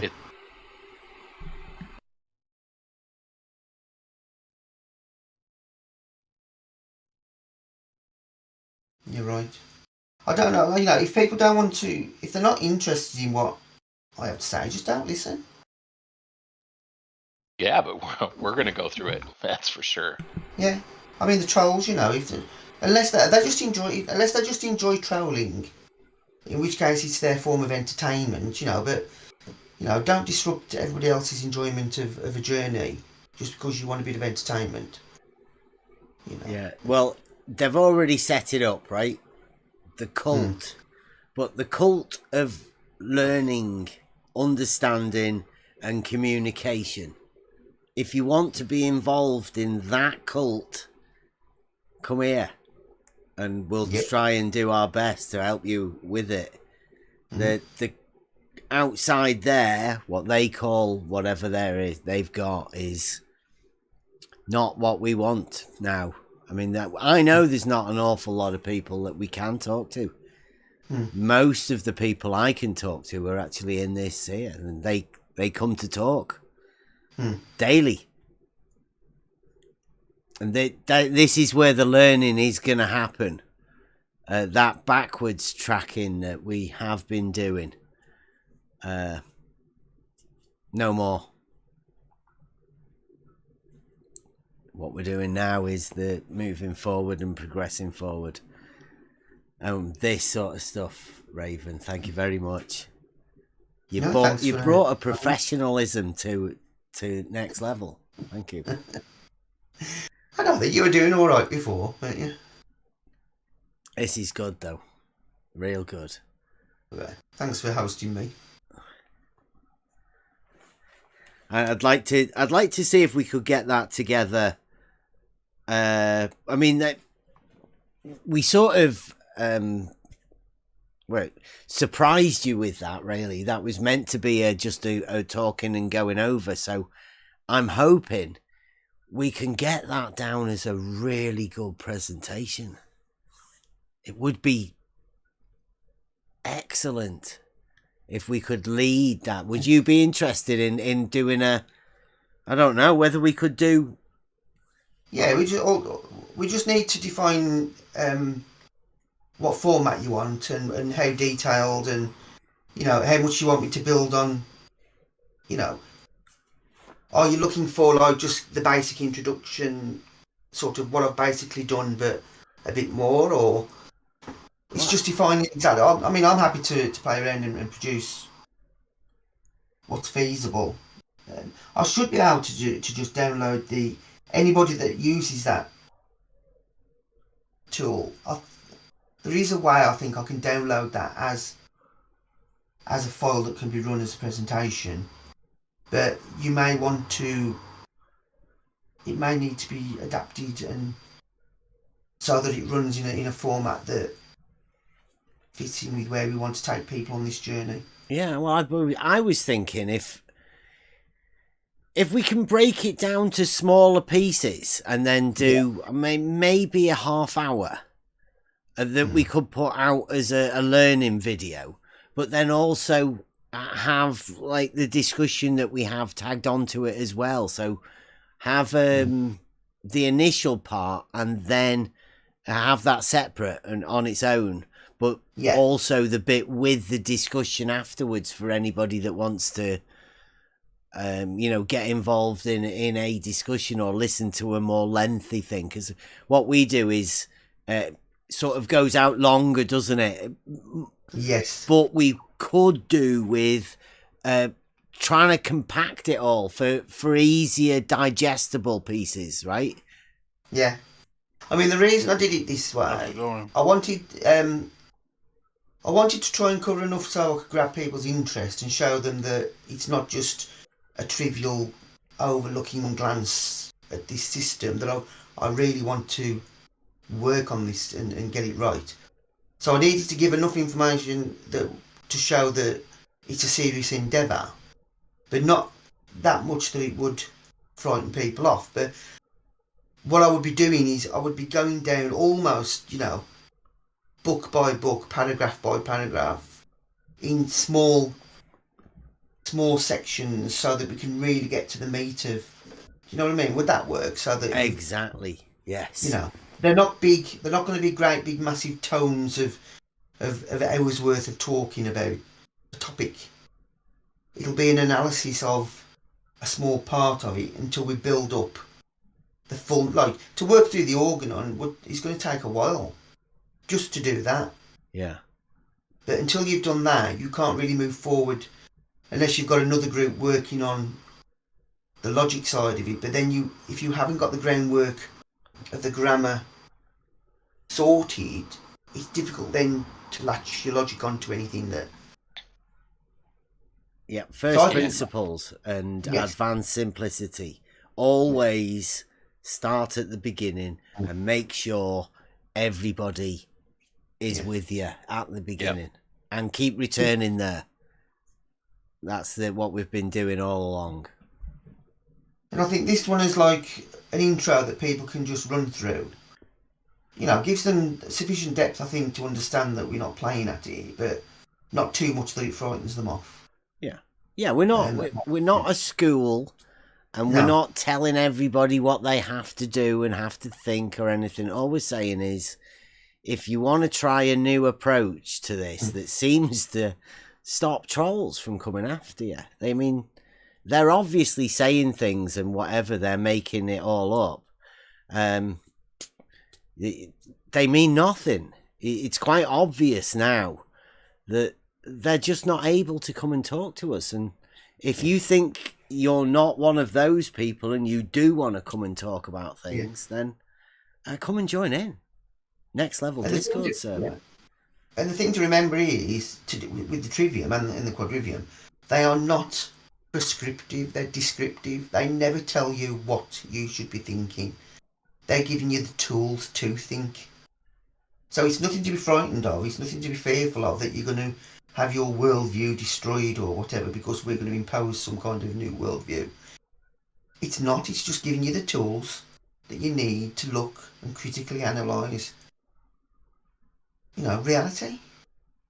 And you make from that what you want then, that's up to you then where you take that. Yeah, but you will be challenged, right? You as soon as you take one step into this process, then you have to deal with reality.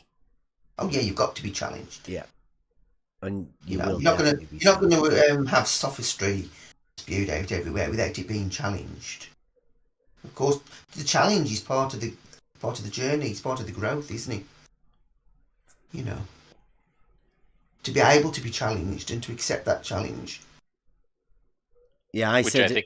Go on, Kerry. I was just going to say, Bev, which is why I think it's going to be great to do it together, have a group of people go through from the beginning, Raven, and as you said, take it in small chunks and really discuss it. Because I think you said everybody's going to bring something different from their own experiences, etc. So, yeah, it's going to be a blast. Good. Yeah. I said it quite a long time ago. It's like opening your eyes again like a child and seeing things afresh.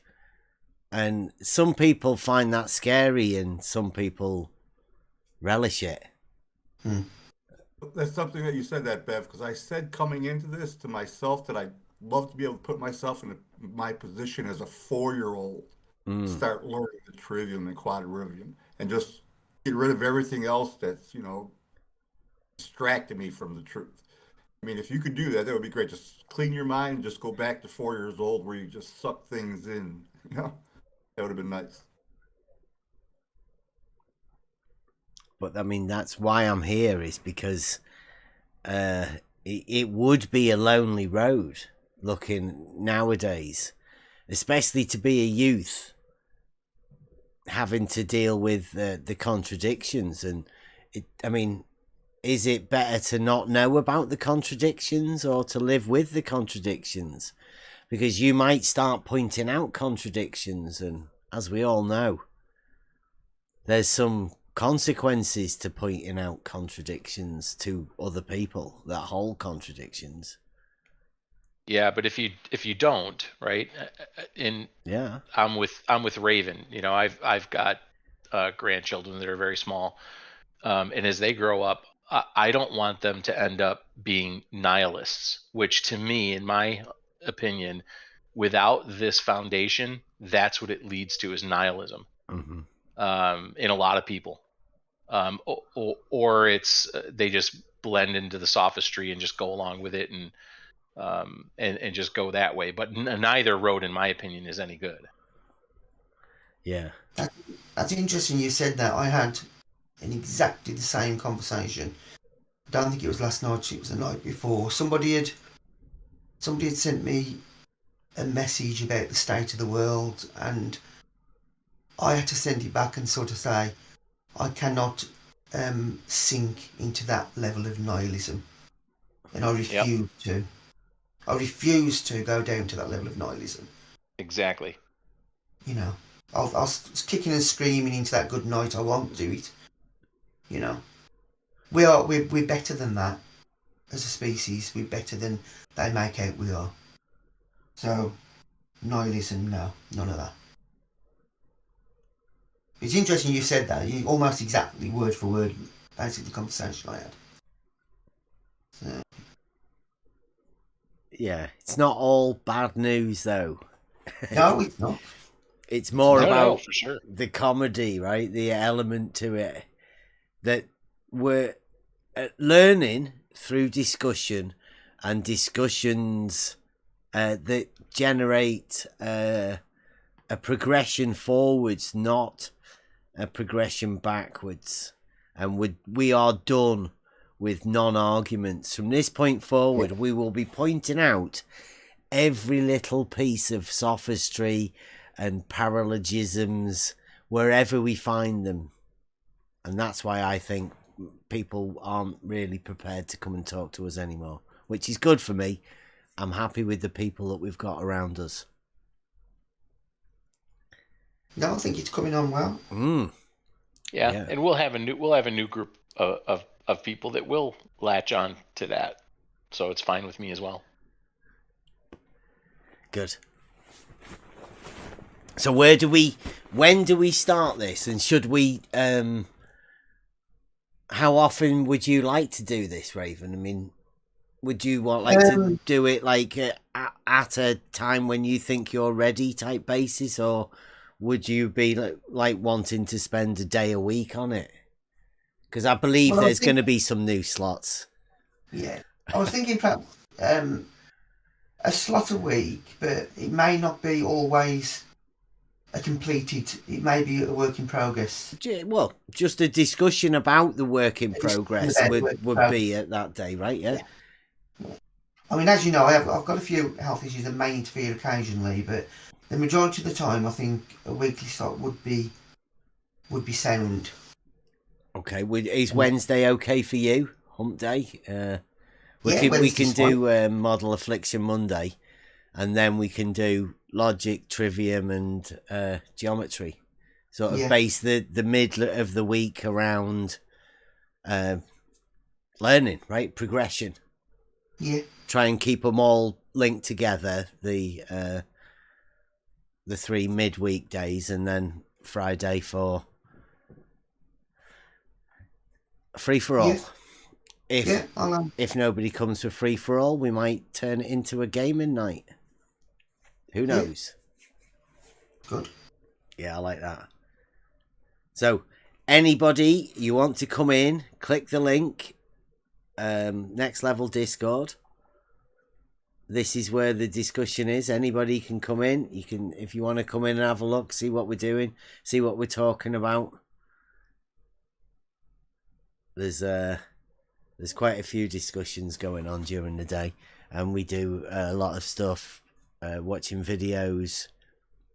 Most days there's people in the chat having all sorts of discussions. Been setting up a gaming server today, or setting up gaming. If anybody wants to come and get involved in a little bit of GTA 5 RP gaming, I might just look into that. I've never done any gaming before. come part of the gang. I've got a little laptop, you can probably blow it up. I wouldn't know where to start, that's the trouble.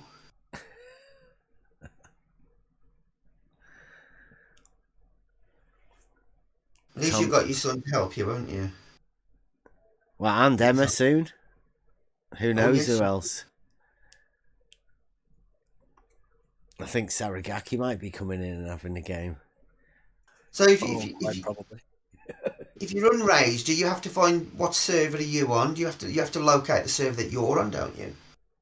I think yeah, it wouldn't be too hard. You just it's already set up and linked up. Oh, I might have a look at that. It might be a distraction at times. Sometimes a bit of distraction does you good, doesn't it? Yeah. Build an empire.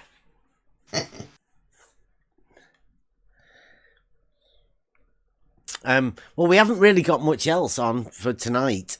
What does everybody else think? What does everybody think of what we've just done?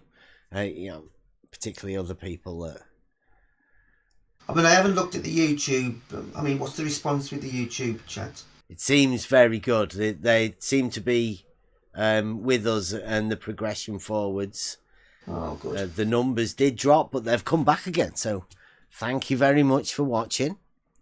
Tonight we've been talking about the Trivium, which is great content. Thank you very much. It's about basically Ravens took us through the I would call the first principles of everything. Really, I mean, we thought we did it with geometry, talking about the straight line, but obviously straight and line and all of those have meaning first. The grammar of the understanding of how we teach each other or show each other, explain things to each other, have meaning. Like all of the words we use have meaning, and you can aid people or you can deceive people, all with the same words. And I think the Trivium particularly is about reclaiming that understanding of how we communicate. That's what I'm more interested in. That's all I've been about ever since we came here. It's about a discussion and how we talk to each other. I think it's always just been about that. And some of the arguments and things that we've used geometry to aid us in a discussion to people, and we've ended up at this point now where it's very obvious that people can't talk, or say people can't talk. There seems to be two, maybe three very separate groups, and some people can talk to some people and some people can't talk to others.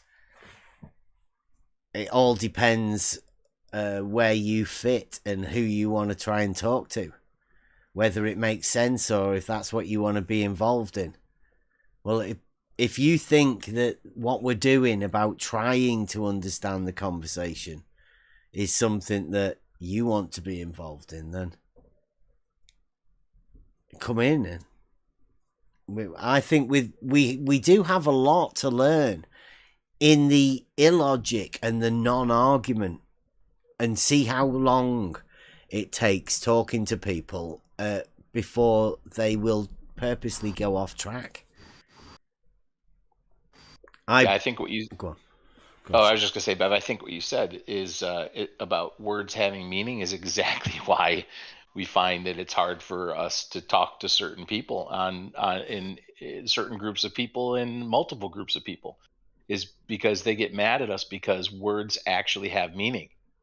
You know, when you say we're not flat earthers here, people get upset at that. But words have meaning, and it's too damn bad. Words have meaning here. If you want to play around with your sophistry or your paralogism, go elsewhere. Yeah, and well, they are, and I'm thankful for that. Really, I'm thankful for with them voting with their feet and just sort of leaving, because the repetitive circular arguments that end up going back on themselves, only to end up at the same place that you were before, however long it takes to go around, is not the sort of argument that I want to be involved in anymore. It's painful to be in a discussion where you can go for 2 or 3 hours getting nowhere, and know that most people that are listening, they probably lost, if there was any points to be made, they probably lost them too. And anybody that was sort of understanding can't be bothered listening to it for 3 hours either. Going nowhere. It's time for all of those arguments to be done away with. I think over 2 years, most of the arguments and the circular arguments around one particular topic should show everybody that there is a group of people that you can't talk to. But yeah, it's Boris, you're right. It is through design, right? That circular, but we came to the conclusion, I mean, is it through design, through sophistry, or is it through design, through paralogisms, right? Have they been taught paralogisms rather than the sophistry? Because knowing the sophistry, you know the truth. And I'm not too sure these people that we're talking to actually know the truth.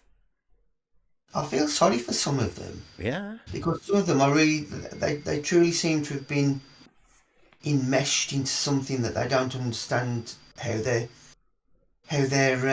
thought process has been manipulated. But then you've got others who are the careful, crafted sophists that you can sense that they know what they're doing, and I've got no truck with them at all. But there's people out there, I think, that really believe that what they think is correct, and are acting in good faith. But I don't know. It's hard to pick between the two, isn't it? Hard to identify. Yeah. Boris, Boris says he's got both, and yeah, SE coined the phrase parasophism. Very good. Whereas they don't know the argument, but they think they're clever enough to deceive you with it, a non-argument. Yeah. It's genius, really. I think it's a troll tactic, and they think it's a very good troll tactic, but it's turned into the globe argument. It does seem that way. Yeah, and I think there's some people that can move in between the two, exactly. Like our discussion about the 12th axiom. I mean, it's pretty simple, right? I mean, you've demonstrated it multiple times on your board, Bev, right? But I think to me, it's very hard for someone to look at that and go, yeah, no, that's not at all what that means, is which side of a straight line a triangle is going to be formed on. That's getting pretty close to sophistry. Yeah. But the geometry of it, yeah. I mean, we haven't really gone over it that much, and I've got a new PC now, so hopefully I might be able to find some graphics to explain the how this works and that argument of well, the non-argument of the triangle axiom. I mean, it's the most ridiculous things, and that was data that came in to do that. Yeah. Flat Earth data. I mean, if he can have a misunderstanding of a non-argument and try and talk about it as though it is an argument to him, it obviously meant something to him. That's a misunderstanding of the basics of what an actual argument is. Being able to state it would be the rhetoric. Yeah. Just a quickie, Bev. I've just converted my my mind map into an ordinary presentation, and I've downloaded it into the Trivium 1 thing, but it's saying something to do with spoiler attachment, and it won't play the document, but it ran on my computer. Do you know what do I have to do there? Let me see. You put it in Make the Trivium. Playable. Let's have a look. Because that should have all the slides, and then you might be able to work on them and get something out of it. The 7 Liberal Arts PPTX PowerPoint presentation one. I don't think that's in there, is it? Is it not in Trivium -1? No. Raven's Eye. Cool Cat. No, you've Oh, where have I put it? Or do I have to click on something? Let me remove it and do I need to just put it? So I put it in live chat and see if it'll go into live chat. Yeah. I don't know if my lads. I think he's not around at the minute. Emma, do you have any idea why? It should be a folder, a file, should it? Yeah, I've uploaded the file. Let me just get it. I don't know how Discord does with files and stuff like that at the minute. It's coming up the same. It's got the red. It's got the bin is highlighted red, saying remove attachment. Then I've got spoiler attachment and modify attachment. But then it's there, but it won't. We'll have to try and sort it out. Yeah, don't. Oh, Cool Cat's managed to get it. Did he? I've just had a message, I think, saying that. I don't know. We'll have to look at that then. But I've definitely, I've able to convert it to a PowerPoint anyway, which may be useful.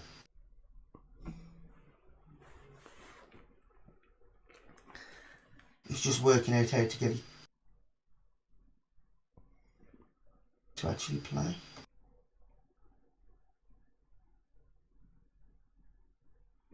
Did you? I don't even know what it means. What is spoiler attachment? I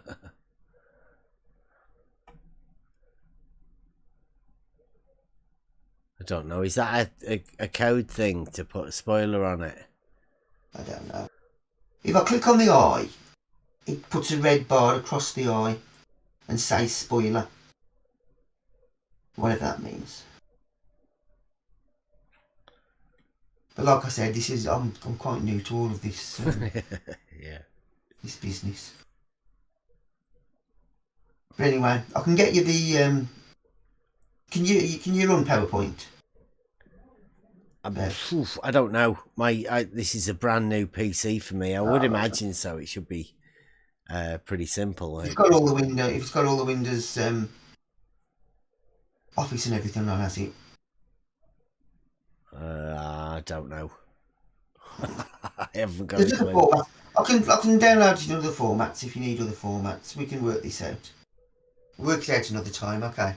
Yeah.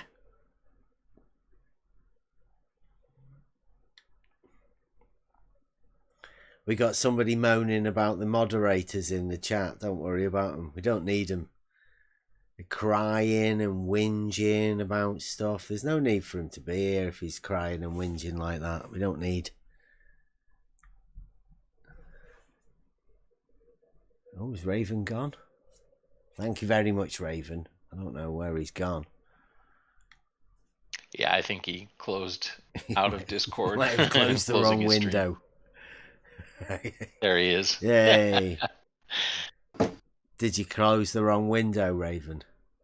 No, it's updated Oh, right. for some reason. He said he was going to do it. He said we're going to do it anyway, but you just need to know about it. And then he did it before I could do anything about it. So I'm back. Well, thank you very much. And I'm hoping everybody can know what's due to come. Well, like I say, we'll be doing logic, trivium, and geometry, but they may get mixed up in, I think we'll do the those 3 days midweek.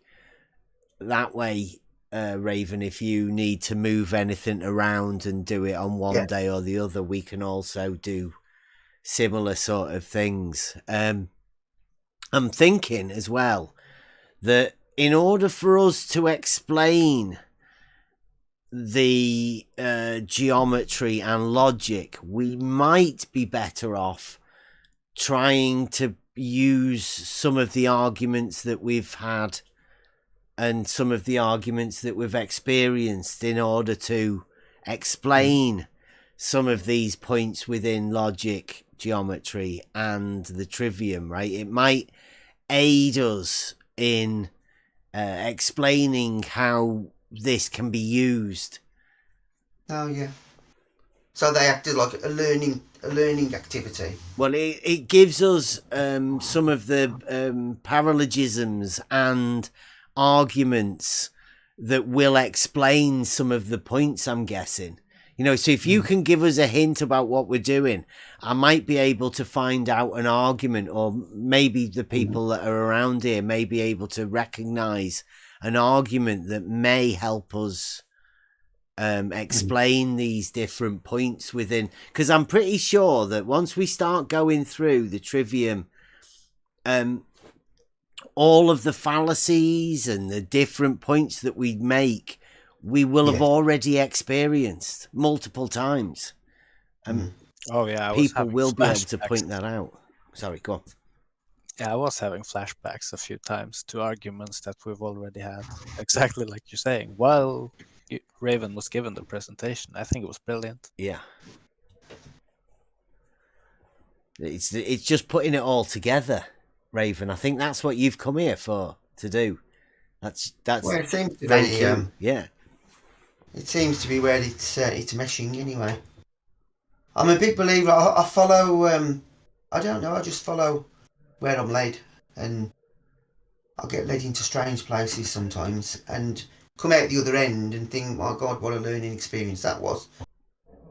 I don't always stick with it. I could have changed my mind as I've gone through the process from when I went in, but I think I gave Kilcat a bit of a rundown of some of the things I've been interested in the past, which I think blew his mind a little bit, because I've had such an eclectic. I've been sucked into so many different areas of interest over the years. Yeah, it's all a progression, isn't it? Yeah, it is. Yeah, it did actually. Nothing's ever wasted. Nothing. Whether you've moved on from that particular philosophy, that idea, that experience, it's never wasted. It's always part of the journey that's led you where you are. It's the wisdom. Yeah. Very true. And there's a lot of it around here. A lot of wise words being said in, very simple statements. Yeah. Connections get made when the words are formed in the correct way. That's where you get inspiration from. And understanding as well. Perspective.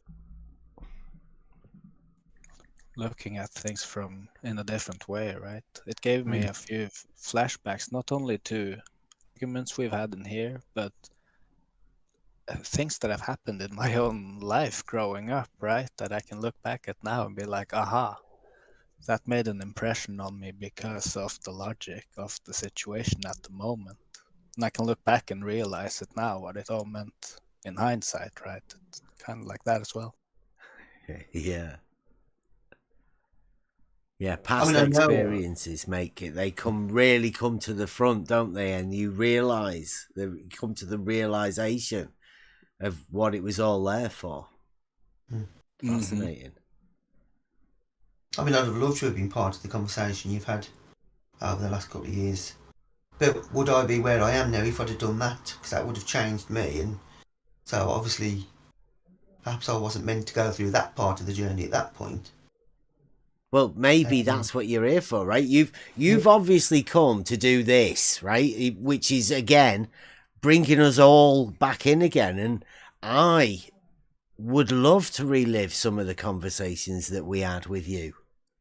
I'd love to. Because that, I know there's way more left in them. You know, some of the things we had have been amazing. No doubt there's many more to come. If you want to come and get involved, come into Next Level Discord. Yeah, must remember the tenets that I live my life by. Get out into nature.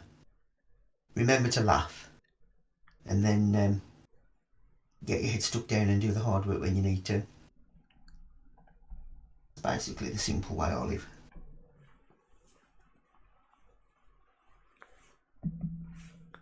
Thank you. I'm so impressed. I wasn't expecting that. So professional. Have you been working on that quite a while, or? Well, I've been working on and off this week. Yeah. When I've got time. But you've literally just started that since we started talking about the Trivium. Yes. Wow. You've been looking into that, right?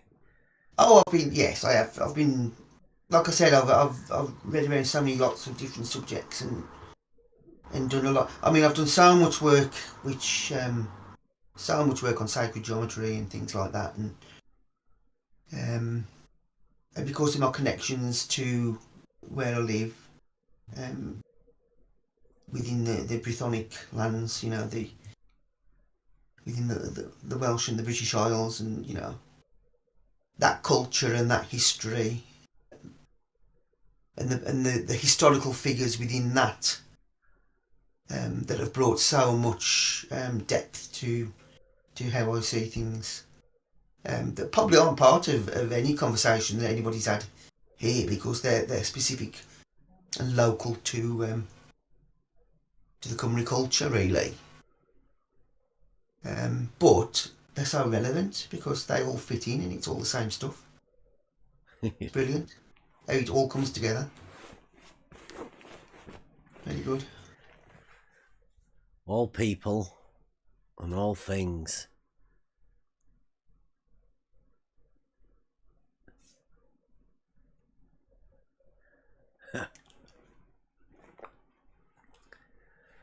So, thank you for watching tonight. We've got some good people watching. Anybody got anything else they would like to add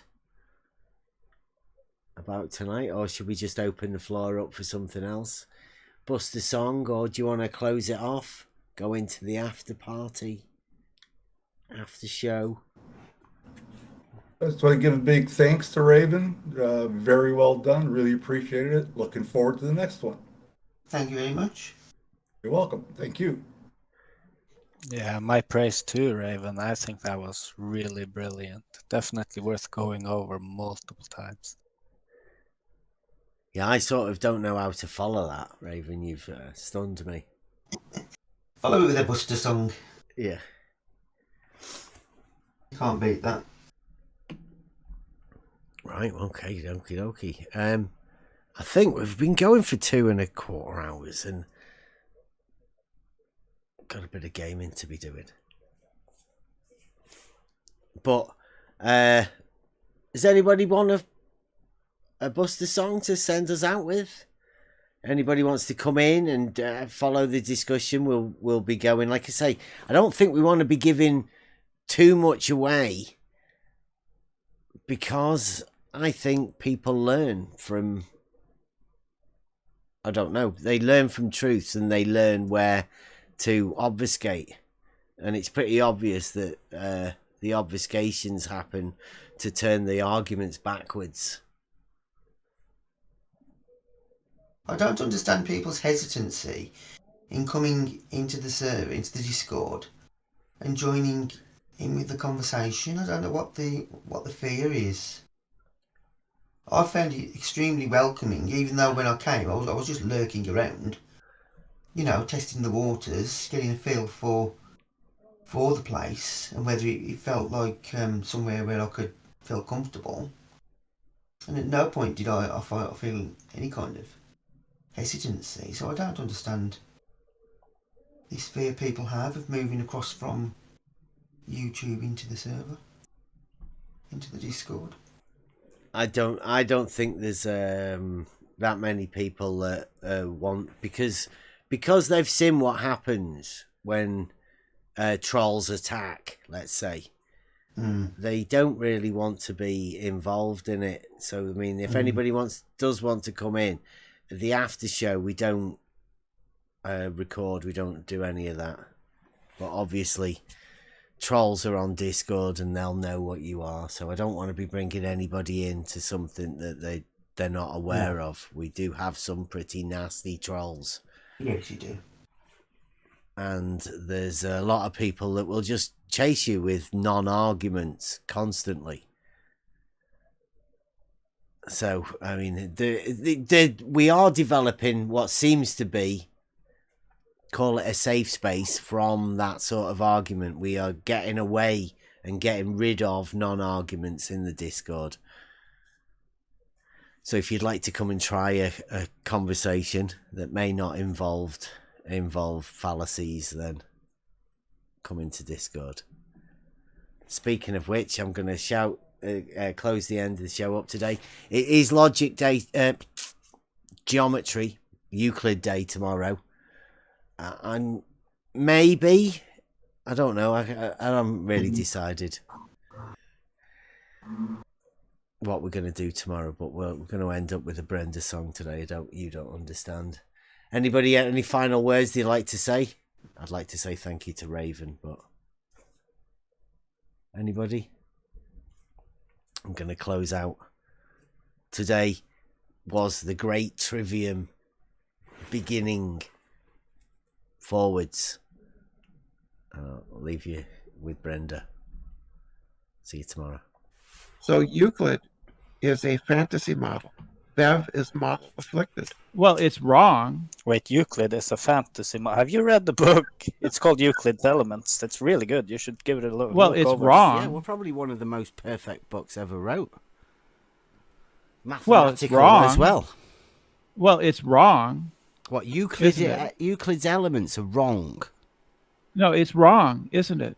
I don't know. You say it's wrong. Like you've just on said a it surface, three or four times there. But how is it wrong? You just say in that Euclid's Elements is wrong. Euclidean geometry is wrong. Brenda. Right. This is getting old, Brenda. I mean, come on. You've got to do better than that. You're not going to sell many globes talking like that. It's wrong. Yep. It's wrong because in the presence of gravity, space is non-Euclidean. Hyperbolic geometry is not the same, right, as reality. Okay, well, that's good. However, you did say it was in reality, though. So where would you find that? It's a better description of reality than Well, Euclid. it's wrong. It's better. What? Do you have like the book on hyperbolic geometry with the author's name and all the definitions and axioms and all, or do you just add it on as book 16 to Euclid? Like, what's going on? Well, it's wrong. So general relativity. So Euclid is a fantasy. So Euclid is a fantasy. That is model afflicted. Wait, Euclid is a fantasy. Have you read the book? It's called Euclid's Elements. That's really good. You should give it a look over. Well, it's wrong So Euclid is a fantasy model. That's child abuse. Please don't be model afflicted like Brenda. That's child abuse. That's child abuse. You are model afflicted. Euclid is fantasy, That's child abuse. but space-time geometry is real. Wow, Brenda, you outdid yourself. I have in my imagination land, trying to focus. If I use Euclidean geometry, That's child to abuse. describe reality, I have in my imagination land, which is real. It's inherent in nature. Well, it's wrong. It's not my problem if you don't want to learn. You just don't. I don't understand the doublespeak. I don't understand the contradictions. I'm not sure that I would call myself a dilethist. I don't understand diletheism, because that's what logic is. Yeah. Absolutely foundational, right? And there are different logics with different axioms. Well, it's in my imagination, so I can just bend it in my imagination. I'm not sure that I would call myself a diletheist. I don't understand diletheism. Well, it's in my imagination, so I can just bend it in my imagination. Can you explain to us why they disagree? That's child abuse. That's child Because abuse. it turns out I can just bend it in my imagination. Space-time is non-Euclidean. Well, it's wrong. Euclidean. Yeah. One of Kant's well-known mistakes. It's not my problem that you don't want to learn. You just on your own. Well, if the current, Pardon? so if the plane is saddle-shaped, so I can just bend it in my imagination. If the plane is if you bend it, make it saddle-shaped, then It's not a plane then, Brenda. You think things are doublespeak, but that's because you don't understand. Well, if the plane is curved, so I can just bend it in my imagination. If the plane is saddle-shaped, if the plane is if you bend it, make it saddle-shaped, then It's not a plane then, Brenda. This is getting old, Brenda. I mean, come on, you've got to do better than that. You're not going to sell many globes talking like that. So I can just bend it in my imagination. It's obvious to Up everybody. your game, Brenda. No, I have. You're meant to be an expert at this, aren't you? Aren't you one of the best? No, so I can just bend it in my imagination. Well-known mistakes. Well, it's wrong. I just understand. It's wrong. It's not my problem that you don't want to learn. It's inherent in nature. That's a quote. That's what it is. They need Euclidean geometry to do all their stolen concept shit. No reason, no logic, no wisdom, no worry. As a front. You're just on your own. But in the back, they're doing their magic globe shit. No logic, no answers to question. Their magic globe shit. You're just on your own. Yes, that's what logic is. Yeah, absolutely foundational, right? And there are different logics with different axioms. Reality, yeah. It's inherent in nature. That's a quote.